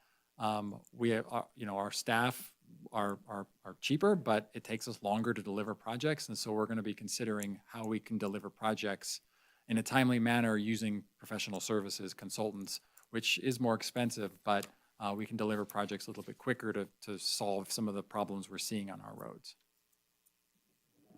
I didn't see it, in here, but you're still trying to get some additional grants through NDOT for safety or other projects. Do we need to have anything in this budget to cover that, should they get approved? Bring them in on an augmentation if we get them. Yeah, if we were to receive a grant specifically, we would augment the budget during the budget augmentations, which I believe occurs twice per year. And oftentimes when we bring grant applications forward to the RTC for consideration, we're identifying where that match is coming from, and we're trying to set that aside. Like, for instance, Curry Street or Ash Flap, set that aside for matching those funds should we be successful with those grants. And I think that answers the other question that Mr. Costa also had, which was the large decline in the intergovernmentals. It's because we augment only when we receive a grant. We've been pretty lucky in the past to get some big federal dollars, raise grants, tiger grants, things where they give us $8 or $9 million. It's not within our own jurisdiction of earnings, and so we're running out. We're finishing up Williams Street, so our next is the raise grant. What was that, $8-9 million? So they're there, but they're not in a future years because we don't, well, maybe they'll keep giving it to us for something else, but somehow my mind tells me it's no. Yeah, somehow I'm just guessing they're not going to do it. Lucia, you had some comments. Chris, just for the record, can you just summarize what the $50,000 roughly is going for what's it being spent on for the South Carson NID and also for the leases? 19. I'm going to ask Sherry to come up and help answer those particular questions. I know that answer. No problem.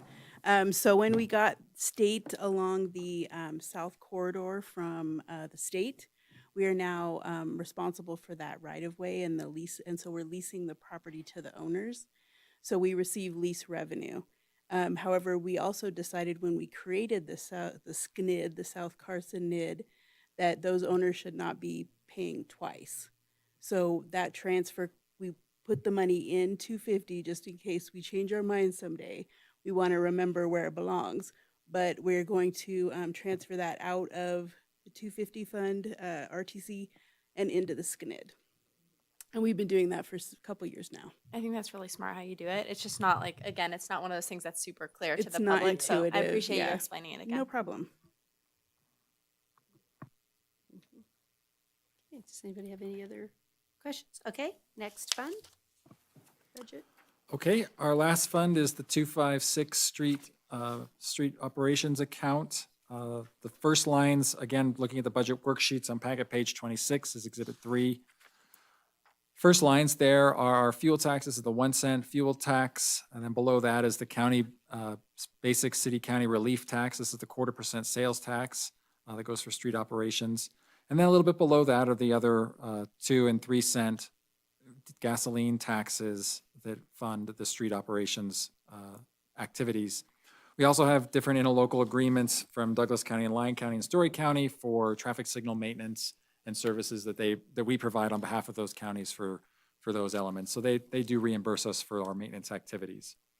When we look at the expense side, the majority of street operations, is people and providing that service, public works service of, street sweeps and pothole repairs and snow plowing and all of those types of elements. Those are included sporadically throughout the account. As an example, when we look at the infrastructure repair and maintenance account, which is sort of in the bottom third of packet page 27, it's account number 500-470. That's a lot of where the pothole money comes from. Below that is a line item for salt and sand, streets, long line striping. That's our long line and short line striping budget, where we do all the stripes in the city. So the various activities that the city and public works street maintenance crews perform are listed out in these individual items, including traffic signal maintenance, including maintenance of street signs as well. So those are all included in the various accounts. This account, in addition to the special revenue fund summary and the budget worksheet, personnel worksheet, does have 2 supplemental requests beginning on packet page 31. The first supplemental request is for a compliance officer partially funded through this fund who would take care of a variety of code compliance issues on behalf of the city. And then the second supplemental request is related to another maintenance worker to take care of right-of-way areas such as landscaping and weed abatement and tree items across the city. And then finally are the street operations capital improvement requests, which are vehicle purchases to replace various vehicles within the city's fleet used by the public works staff.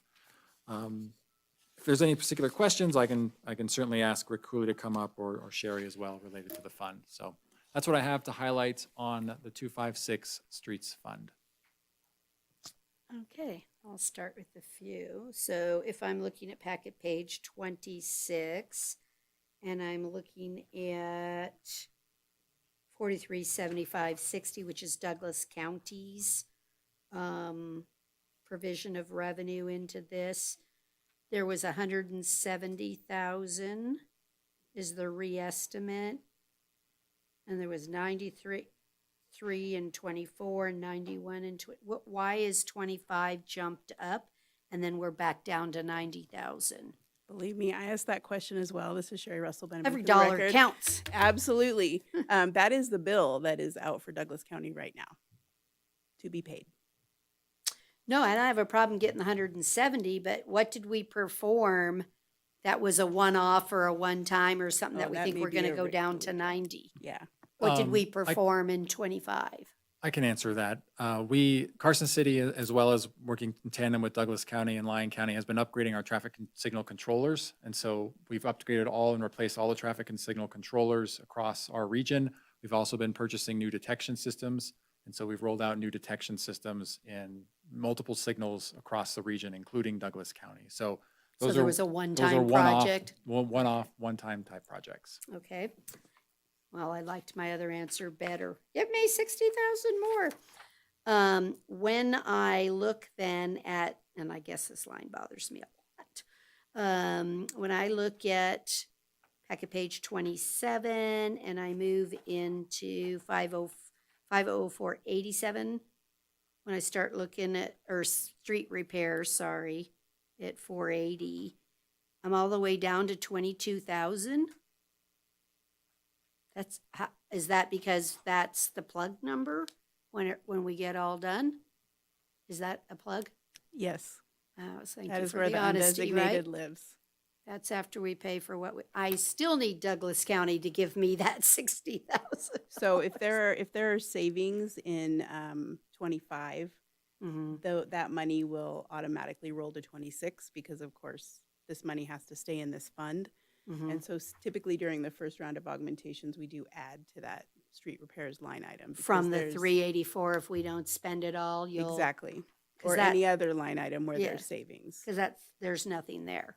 Right. 22,000 is If they don't nothing. spend the 10,000 in professional services this year, whatever they don't spend, it ends up rolling into that line item. That's not good news.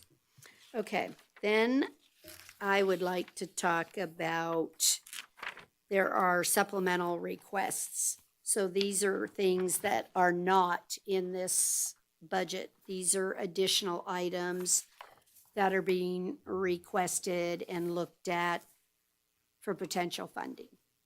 And so the first one is one new FTE for a compliance officer. And its funding sources for this is 50% from the landfill division, 20% from the street division, 15 from water, and wastewater's 15. So, first and foremost, while I understand what you're trying to get to, the problem becomes street division of a 20% when we just talked about we have $22,000 in my street repair line. I'm having a hard time here. And so I'm not, so convince me why and what this compliance officer will do to benefit the street funds. Because it's benefiting more, and that's where it's hard for me, right? Because how it's benefiting wastewater and water isn't within this jurisdiction, but you're going to charge me 20% for the street division. So talk to me. Rick Cooley, Public Works. The nexus here is we used to share between departments resources, code enforcement officer, things like that. We used to blur the lines, help each other out. With community development dropping a code enforcement officer, those lines have become very narrow and kind of left us in a lurch, especially in streets when all of you are running for office, throwing signs out. I won't say willy-nilly, but we'll say willy-nilly. Having somebody to go out and enforce that rather than pulling managers, other people trying to deal with those issues. Signage is one of them, commercial, political signs, junk collectors, those folks. The other issue is keeping up with illegal dumping.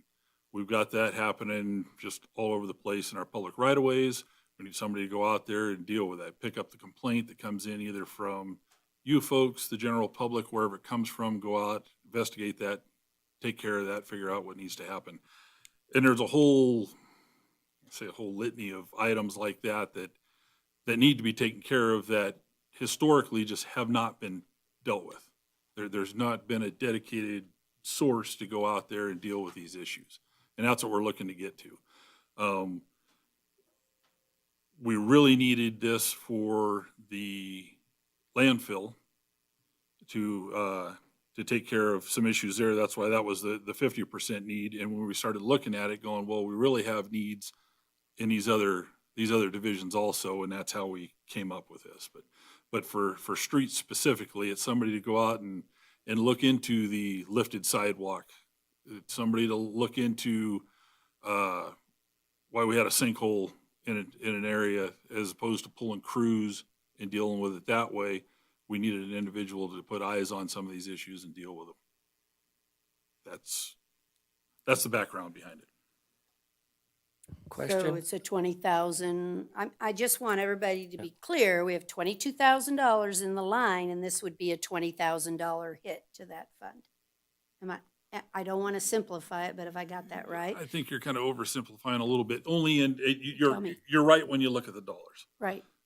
This happens every year. If you go back to the previous budgets last year, I think it was $34,000 we had in this line item. Historically, we have, I'm gonna say 100, 200,000 at least, that rolls forward into the next year. That gets dumped into this, and that's what keeps our pothole crews going. That's what keeps all of our other shoulder repairs, everything else going. So historically, that's worked out. And historically, it's kind of gone down smaller and smaller and smaller. Then it's a certain year we have a influx in tax revenue comes in, it builds kind of back up, and then we start chipping away at it again. But that's historically how that's worked. Where it looks awful when you see at the end of the budget year to make everything balance, but during first augmentations, that line item is made whole and keeps us running. Rick, here's what my concern is I also have the next supplemental item that is 100% funded in 256, and Correct. that's 190,000. So we have to have just a discussion on the priorities of what we're trying to accomplish in the street fund. Correct. And I 100% recognize the pressure for staff when you have people calling in saying, get the trash picked up on the side of the road. Right? And so you're trying to balance all of those items. And so we have to really decide what is the priority. So I think that Rick and his team are answering complaints and questions and should bring those forth to us to have a discussion. So Correct. please don't misunderstand that the question here, is this our priority? Is this where we want to go? Because the more we take off, even if it can be handled in an augmentation or other issues, one, I don't have general fund to throw in here. I don't have it to give.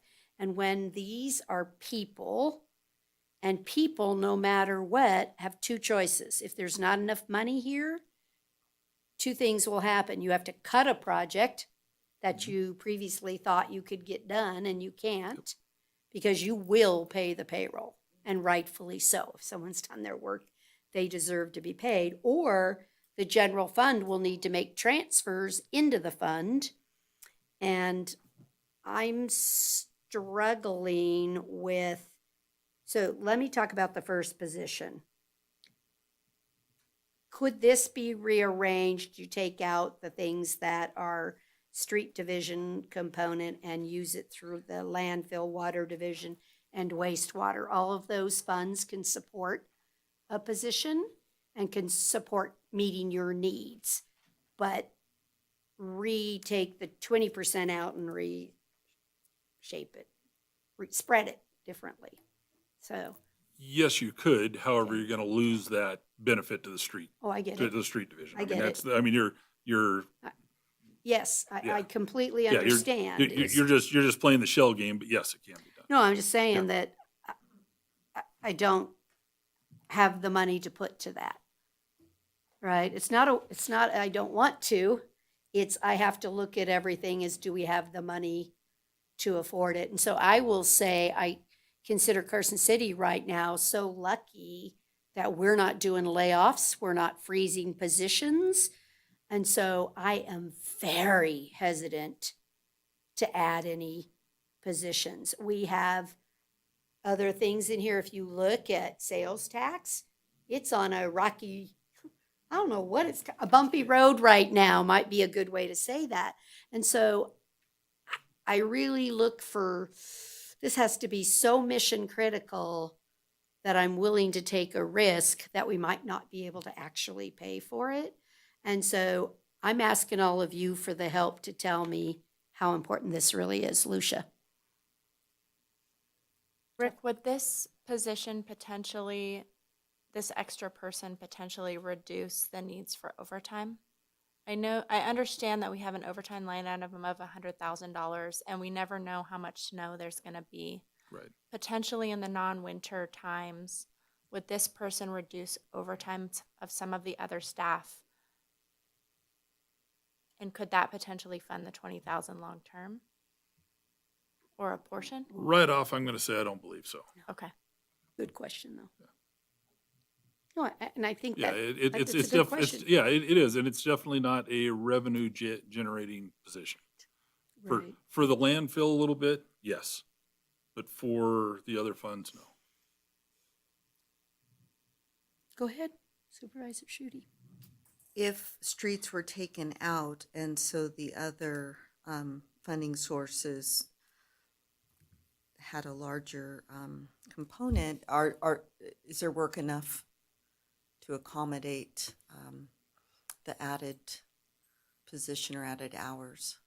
Definitely on the landfill side, Right. and I believe so for the others also. Yeah, it's not that they're gonna be sitting around doing nothing. Yeah, It's, plenty of work. yeah, there's plenty of things to do. This was just trying to alleviate some of that load that's being distributed to others. When folks pick up the phone, we're responsive, and so it comes with a price, so. Right.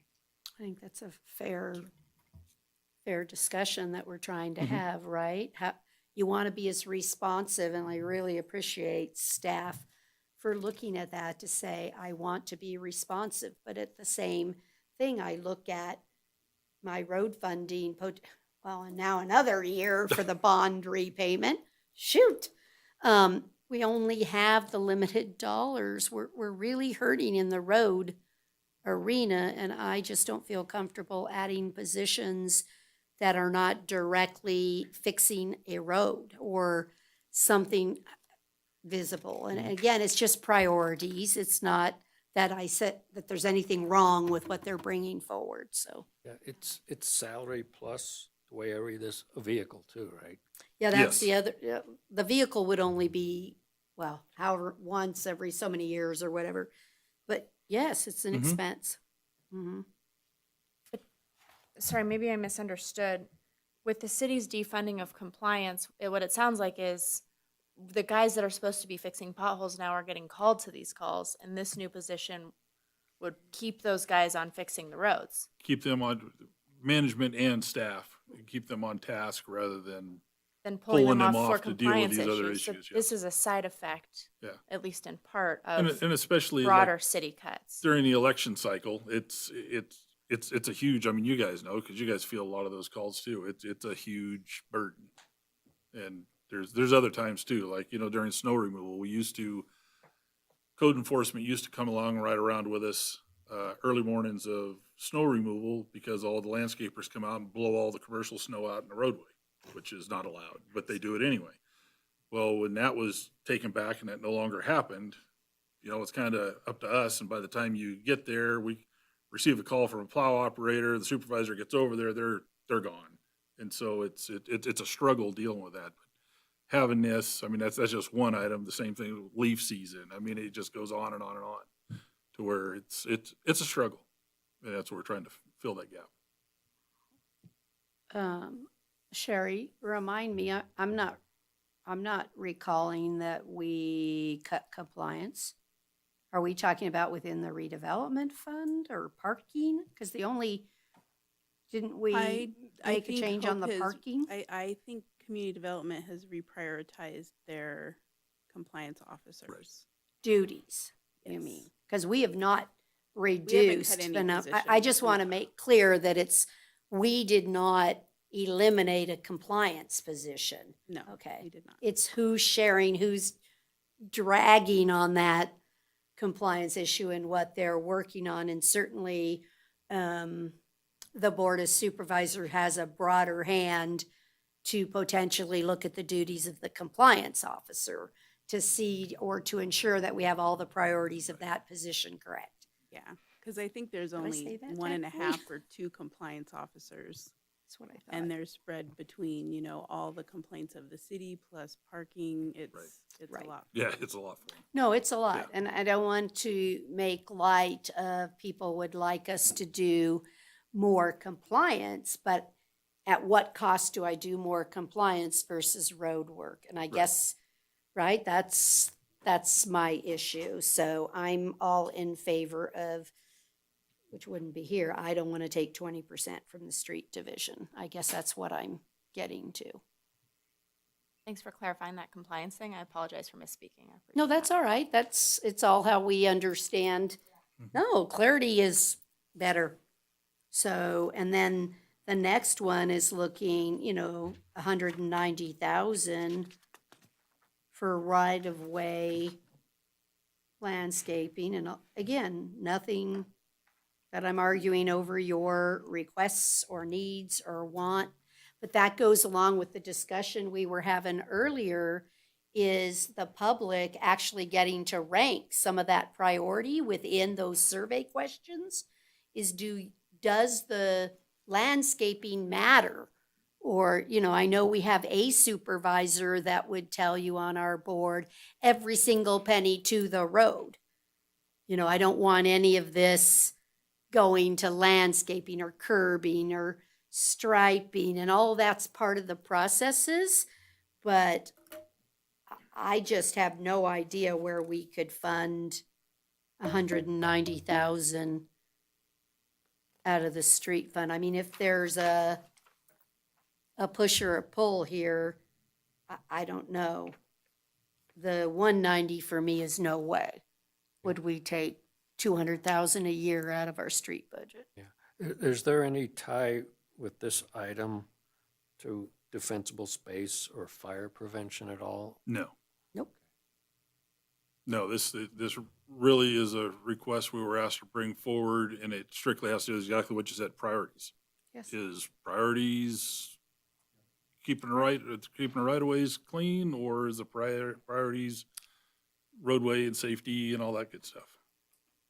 And we're greedy and we want it all. But we can't get there. So I really need your guys' help. And I really appreciate this discussion because, again, it's not a rubber stamp to the staff. It's what are we looking at the street fund? Where is it at? How much money does it have? If we go backwards to the street fund, just in the non-supplemental, and I were to look at it and say the proposal as it stands, and I agree with him, it always moves. I don't want to mislead on that. It has $100,000. So I can't even budget the 190. I couldn't even put it in here because it would be a negative fund balance, which we're not allowed to do. So the question is whether budgetarily we want to take page 29, and I think that maybe that's the way to help you with the way my brain works at this, is I look at 256 and I get down here and I say, okay, my ending fund balance is 100,000. And I say, what percentage is 100,000 of my expenditures, and say, okay, wow, that's not a lot of wiggle to be able to pay payroll and to make things work. Yep. And so, just discussion. Lucia?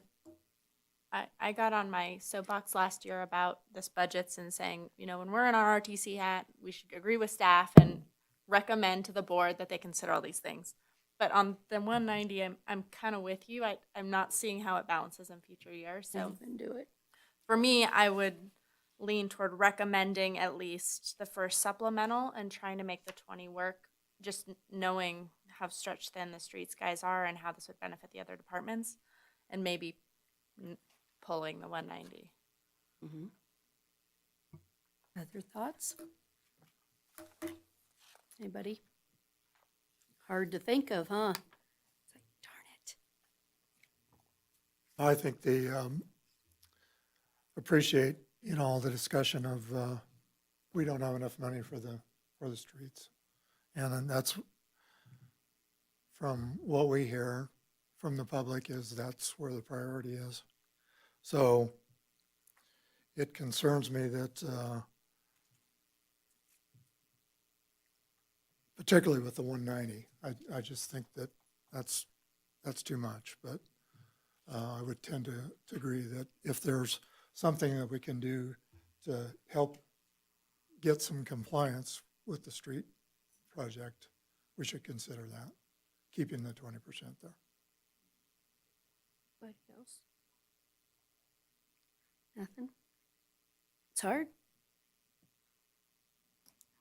I am comfortable either way. I agree with, it's important to have that compliance, and we want our street maintenance people to be able to actually do their jobs and not be pulled away for other issues and complaints and code violations. That said, with such a limited funding source, is this something that can wait a year and have the other 3 funding sources absorb it with a consideration of future that we would like to, the street maintenance, move that section into helping offset some of these concerns with code enforcement and with other issues? That would be my recommendation. Well, or the other piece of it is, so I'm going to vote no, because I would do something completely different if I am inclined to feel that the priority of the city is some of those compliance issues within what you call the chargeable to streets division. I would fund that through compliance a different way. I'm sorry, I'm not going to vote to take it out of streets. I just don't think that's where it belongs. And so again, I want to be clear, I'm not saying I don't believe in the work, but compliance issues can be more broadly and largely reviewed, and I think the Board of Supervisors itself can have a discussion on the use of compliance officers and what funding sources we're going to utilize them from. I think you've well got the landfill, the water, and the wastewater specific for those, and Ms. Benaboo can take that back to the shop and we can talk about it a little bit more, but I'm not going to support it coming out of the street fund that has no money. I mean, it just doesn't have it. And I don't want to add a position to it and then lay it off in a year. The sales tax is tenuous. These funds rely on gas taxes and sales tax. And so if either of those is in a bump, it's going to hit the employees. So anyway, it's just where I'm kind of going on this. Any And I'll take- idea of how much revenue would actually come in from the landfill? You mentioned that It there has was for code plenty. enforcement. And for the enforcement side, no, we've spent several years now working on the residential side, getting everybody, all the bad actors in compliance that aren't very truthful when they come into the landfill. We've kind of resolved that. Now we need to go after the commercial side. Mm-hmm. We've got folks coming in from all over the place that everybody's from Carson City in order to save a buck. And the So we need landfill to can start be it. attacking that because it's actually gotten to a point to where it's bad. So that's where I'm saying that's going to bring in some additional revenue just from taking care of those bad actors and make them pay their fair share. And we can look at the landfill because there's some, there's a component currently that the general fund takes from the landfill fund. So as time, if we determine that compliance, again, I think there's a broader discussion on compliance officers that can come to the board as a whole instead of RTC. Anyway, so. But let me take, if there any public comment on this item, any ideas out there? It's a little tougher, tough, before we take any action.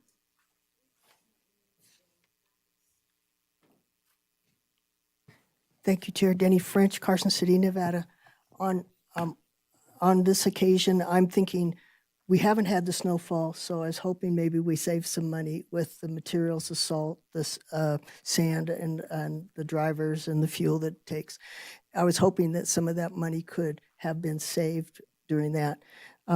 Also, we bought into a deal to have a monopoly waste management deal that was supposed to take care of any illegal dumping. And apparently it didn't put up a fund to have code enforcement specifically related to that. And I think that was a little bit of an oversight. That should have been built into our deal with waste management perhaps.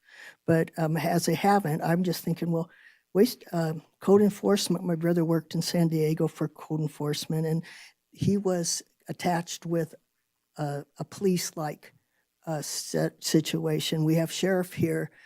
I know our budget is big for law enforcement and such.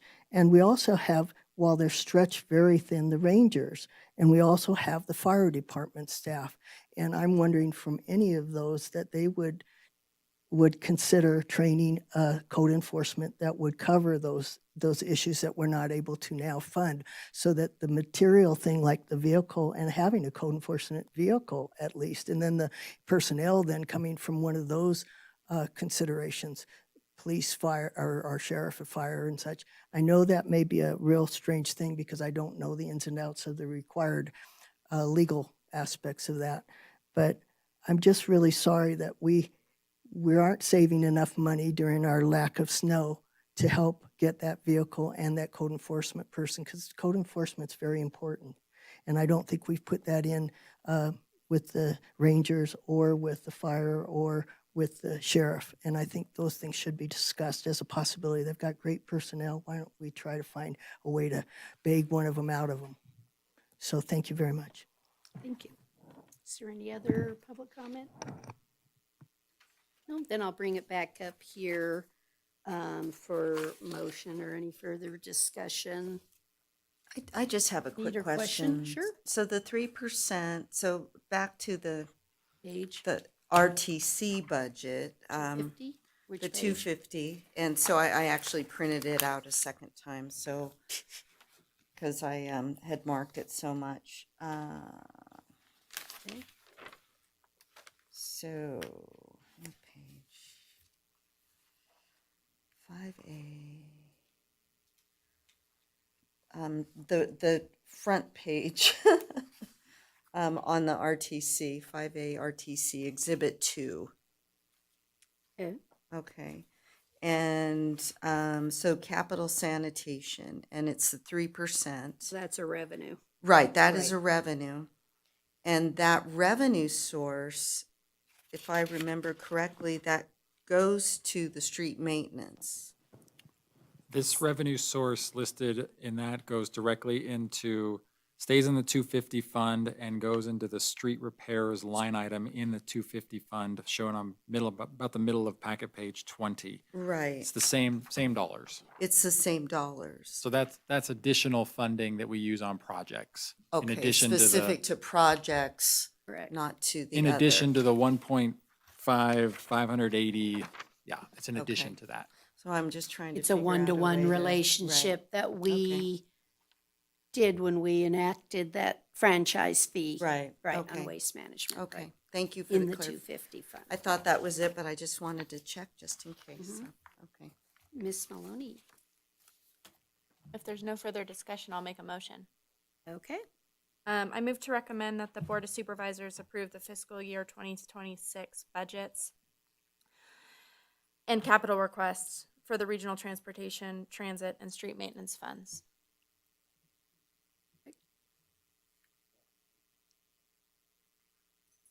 I second. I have a motion and a second. Just for clarity, so everyone knows, it means we're not recommending the supplementals, the three positions in reality, because it was 2 and 1. Okay, all those in favor, please say aye. Aye. Aye. Any opposed, say no. Let the record reflect it was unanimous. Thank you. And again, Madam thank Chair, you who to the seconded? Public Works team. Lisa. Lisa, thank you for explaining and working on that and trying to meet, just trying all you can. Thank you. Okay, we're on to agenda item 6A, Transportation Manager's Report. Chris, what have you got for us? Thank you, Madam Chair. I have a number of items I want to touch on briefly. The first is that bids were open for the William Street reconstruction project, as well as the undergrounding, utility undergrounding project. Those bids came in such that we have funding, moving things around to be able to award those. The award of that will not come to the RTC, it will go to the Board of Supervisors likely in May. So look for those items to come to the Board of Supervisors in May for William Street.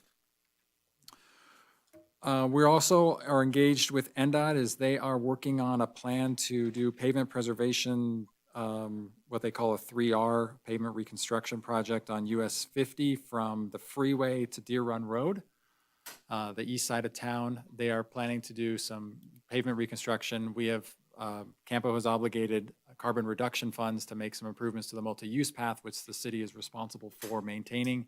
We're going to do that. They are making and proposing some changes to some of the signals, particularly the RRFB that is out at State, across from Silver State, the mobile home park there in the Whiskey Tavern area.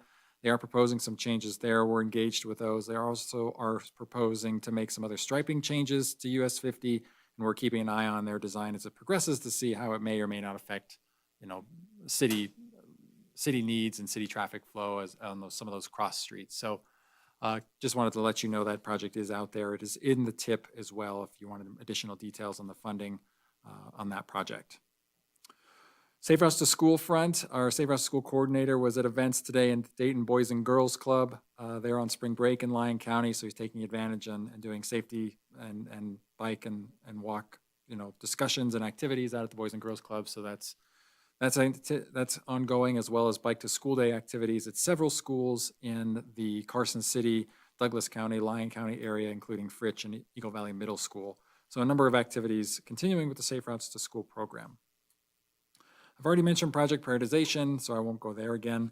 I haven't heard anything on the HSIP grant request that we approved and submitted to NDOT, so we'll still keep our ears peeled for that. And then lastly is that federal funding update is that part of the fiscal year 25, federal fiscal year 25 budgets, all earmarks or congressionally designated spending were removed or eliminated from the fiscal year 25 budget. We had a request in there for William Street Roundabout. So that isn't moving forward. However, we are submitting again for the federal fiscal year 2026 federal budget, assuming Congress decides to put earmarks in, no guarantees, but we're resubmitting our Fifth Street package from last year to see if we can't get that going again. And that concludes my updates from the Transportation Manager's report. Okay, we'll move to agenda item 6B. Mr. Chris? Item 6B, I'll note here, I think I mentioned last month that we had a record number of potholes, and once again, we have another record number of potholes, 617 potholes filled in February of 25. That's almost half the fiscal year total was done in that particular month. So our crews are out there, they're working, they're filling those holes, and I think there was a lot of pothole needs following I think we had some snow in the early part of February there. And that's reflected down on, I think, the snow removal item, yes, included snow and ice control activities, salt mixture applied on the last paragraph on packet page 65. That concludes the street operations report. I do want to note for Commissioner Novak that we are working and we're close to having a traffic signal operations control report. I'm hoping next month, just trying to get the kinks worked out so that it's not a laborious task for staff to create the report every month. So hoping that we can deliver that. That's 6B.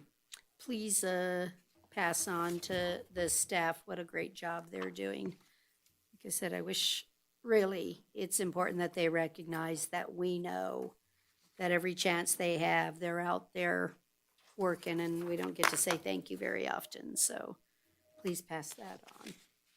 Okay, we'll go to 6C. 6C, as Casey works on making his way up here, I'll just touch on the revenue side of things. I do want to note your attention to the basic city county relief sales tax on the bottom of packet page 40. It's been bouncing around. The 152 from November is still, we still haven't received the rest of that month's revenue yet. The state still owes us that a dollar amount, but I believe we're all caught up on December and January. Those are the full amounts of sales tax that we've received from the state on those items. So it's still a little bit low in November. We're hoping that we get that. I know I've been asking Sherry, what's the status, and she's been providing those updates. So we're still not made whole on that one. Otherwise, The bumps, I'm the gonna, bumps there's in our road that bumps I'm worried around. about. I'm gonna turn over to Casey to go through our project status. Thanks, Chris. Excuse me. Thanks, Chris. Casey Sylvester, Transportation and Traffic Engineer, to go over the status of all the transportation projects. Our first project is the Roop Street Rehabilitation Project.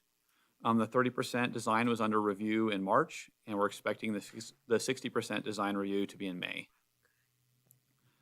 The East Fifth Street Reconstruction Project, not to be confused with our other Fifth Street project, that'll come later in the report. This project, all construction activities are complete. We're expecting retention to be released in April, this month. Is that the final cost, or the cost will equal the budget when you release the retention? Because it says So- project cost to date 2.3 The project cost to date will not, this number does not include the retention. without retention. However, the retention should not be the rest of the budget. There should be some left over, we so might- we'll see. I mean, I don't know that on hand, but we have not seen that as of recently. I'm pretty sure we're gonna come in a little bit under. We're looking for pennies and dimes, so keep on giving them to us, okay? We'll see if I stand corrected next time. Yeah. The East William Complete Street Project. This project was advertised, bids were received. After receiving expected approvals from NDOT and FHWA, the staff will plan to take this to the Board of Supervisors meeting in May, or to one of the Board of Supervisor meetings in May. The Carson City Multi-Use Path Improvement and Rehabilitation Project. Construction activities are expected to begin in May. Appian Way Traffic Signal and Intersection Improvement Project. The project is expected to advertise this month. We have received approvals from HUD and are expecting to move forward on that. The lead time on the signal equipment will determine when construction is able to start. So that might be a little bit further back. The West Carson Vulnerable User Pedestrian Safety. Can I ask on that one? Yes.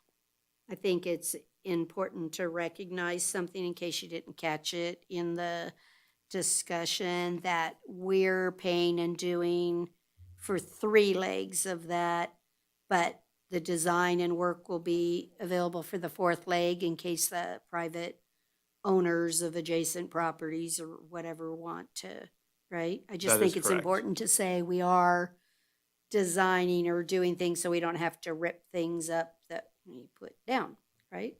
That's correct. Okay, just think that's great. Great forward thinking. Thank you. West Carson Vulnerable User Pedestrian Safety Improvement Project.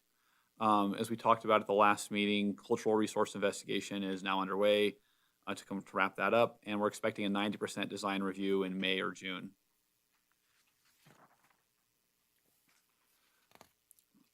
ARPA Menlo Drive Project. This was awarded in December at the board meeting, and so we're expecting construction to begin next month. The next project is the ARPA District 2 and 4 project. Same, that we're also going to have construction expected to begin next month. Carmine Street Rehabilitation Project. The consultant has completed evaluations of alternatives for roadway and drainage, and we plan to present those alternatives to the RTC next month, or potentially in June, but hopefully in May. District 1 College Parkway and Airport Road Pavement Preservation Project. This project is in 90% review. Gonai Road Rehabilitation Project. The 60% design review will begin next month. District Pavement Improvements, ARPA Hillview Drive. So a little bit of backstory on this one, because this hasn't been on the project status before. In December, as part of the advertisement for those ARPA projects, we were allocated some additional ARPA funds from, I believe it was from Parks and Rec, and we put that towards 2 quote projects, this being the first one, Hillview Drive. The design for this was completed as part of the ARPA District 2 and 4 project, and then because of budget constraints, this section was taken out of that project, and then when we had the additional funds, we went ahead and advertised this separately. This project is going to go to construction next month. Another ARPA project, this is again from the reallocation. We put together a quote project to do work on Lapeer, just on the section that's in the worst condition through there, and that project is going to go to construction next month also. District 2 Little Lane Rehabilitation Project. The 60% review is complete. We're expecting 90% in July. Staff are coordinating with NDOT on using STBG funds in this project. We plan to have an LPA agreement to bring before the RTC next month. District 2 Stewart Street Preservation Project. Staff are reviewing 60% plans now. The 90% review is expected to be in June. District 2 Fairview Drive Preservation Project. These plans will be at 100% next month. District 2 5th Street Rehabilitation Project. This project, the 60% review is complete and 90% review is planned for June. The North Lampa Multi-Use Path Extension Project. We're expecting the 60% design review to be next month. And the final project, Curry Street Complete Street Project. The design scope and fee are still being worked out at this time, negotiated with the consultant, but staff hope to bring a design contract before the RTC in May, or next month. And that is all. Can you tell me, Yes. remind me on Curry Street exactly where is this? Is this behind the forestry? Yes, it goes Services. from all the way from Rhodes Street up to where the Shell gas station is, and so it does go behind the Forest Service station there, but it also is next to the Railroad Museum all the way down, all the way up to Rhodes. And then my question is, this would not handle potentially a leg from the roundabout to be able to connect into Curry Street. This project That would be is- in the lands bill, right? But this would not have any, we wouldn't have to tear anything up that we're putting here if we were to get the leg in the lands bill. Well, this project has not gone far enough into design to say that for certain. As part of the concept providing pedestrian and bike facilities across this segment, one of the things the consultant is going to do is to develop a couple different concepts and show those to us. And so without having that ruled out, I can't say for certain, but our expectation is that we're going to eventually come in and do that leg and that we want this to be forward compatible. And so while we haven't done that yet, Just I agree want it that on that's the a record, point that's right. on our radar, yeah. Right, okay, perfect. Thank you. Madam Chair, Mhm. I have two quick items. I wanted to also note, and benefit of Mr. Costa, it doesn't appear he's here, is that related to the PCI report card, is that you'll notice in this project status report, there are a number of projects in District 1 that aren't completed. They haven't gone out for construction. And so when you see individual districts having a lower PCI rating year over year, because there's projects in progress, they haven't been delivered, but we know about them. So that's one of the reasons there's sometimes a discrepancy in those performance curves in these individual districts. And the other thing I wanted to note real quick is, Commissioner Maloney, we haven't forgotten about your fund expenditure summary related to the project status report. We're looking and seeing how we can report expenditures by fund type for these individual projects, but we haven't figured out quite the best way to present that or gather that data quickly, but it's not forgotten, so just note. Ms. Maloney.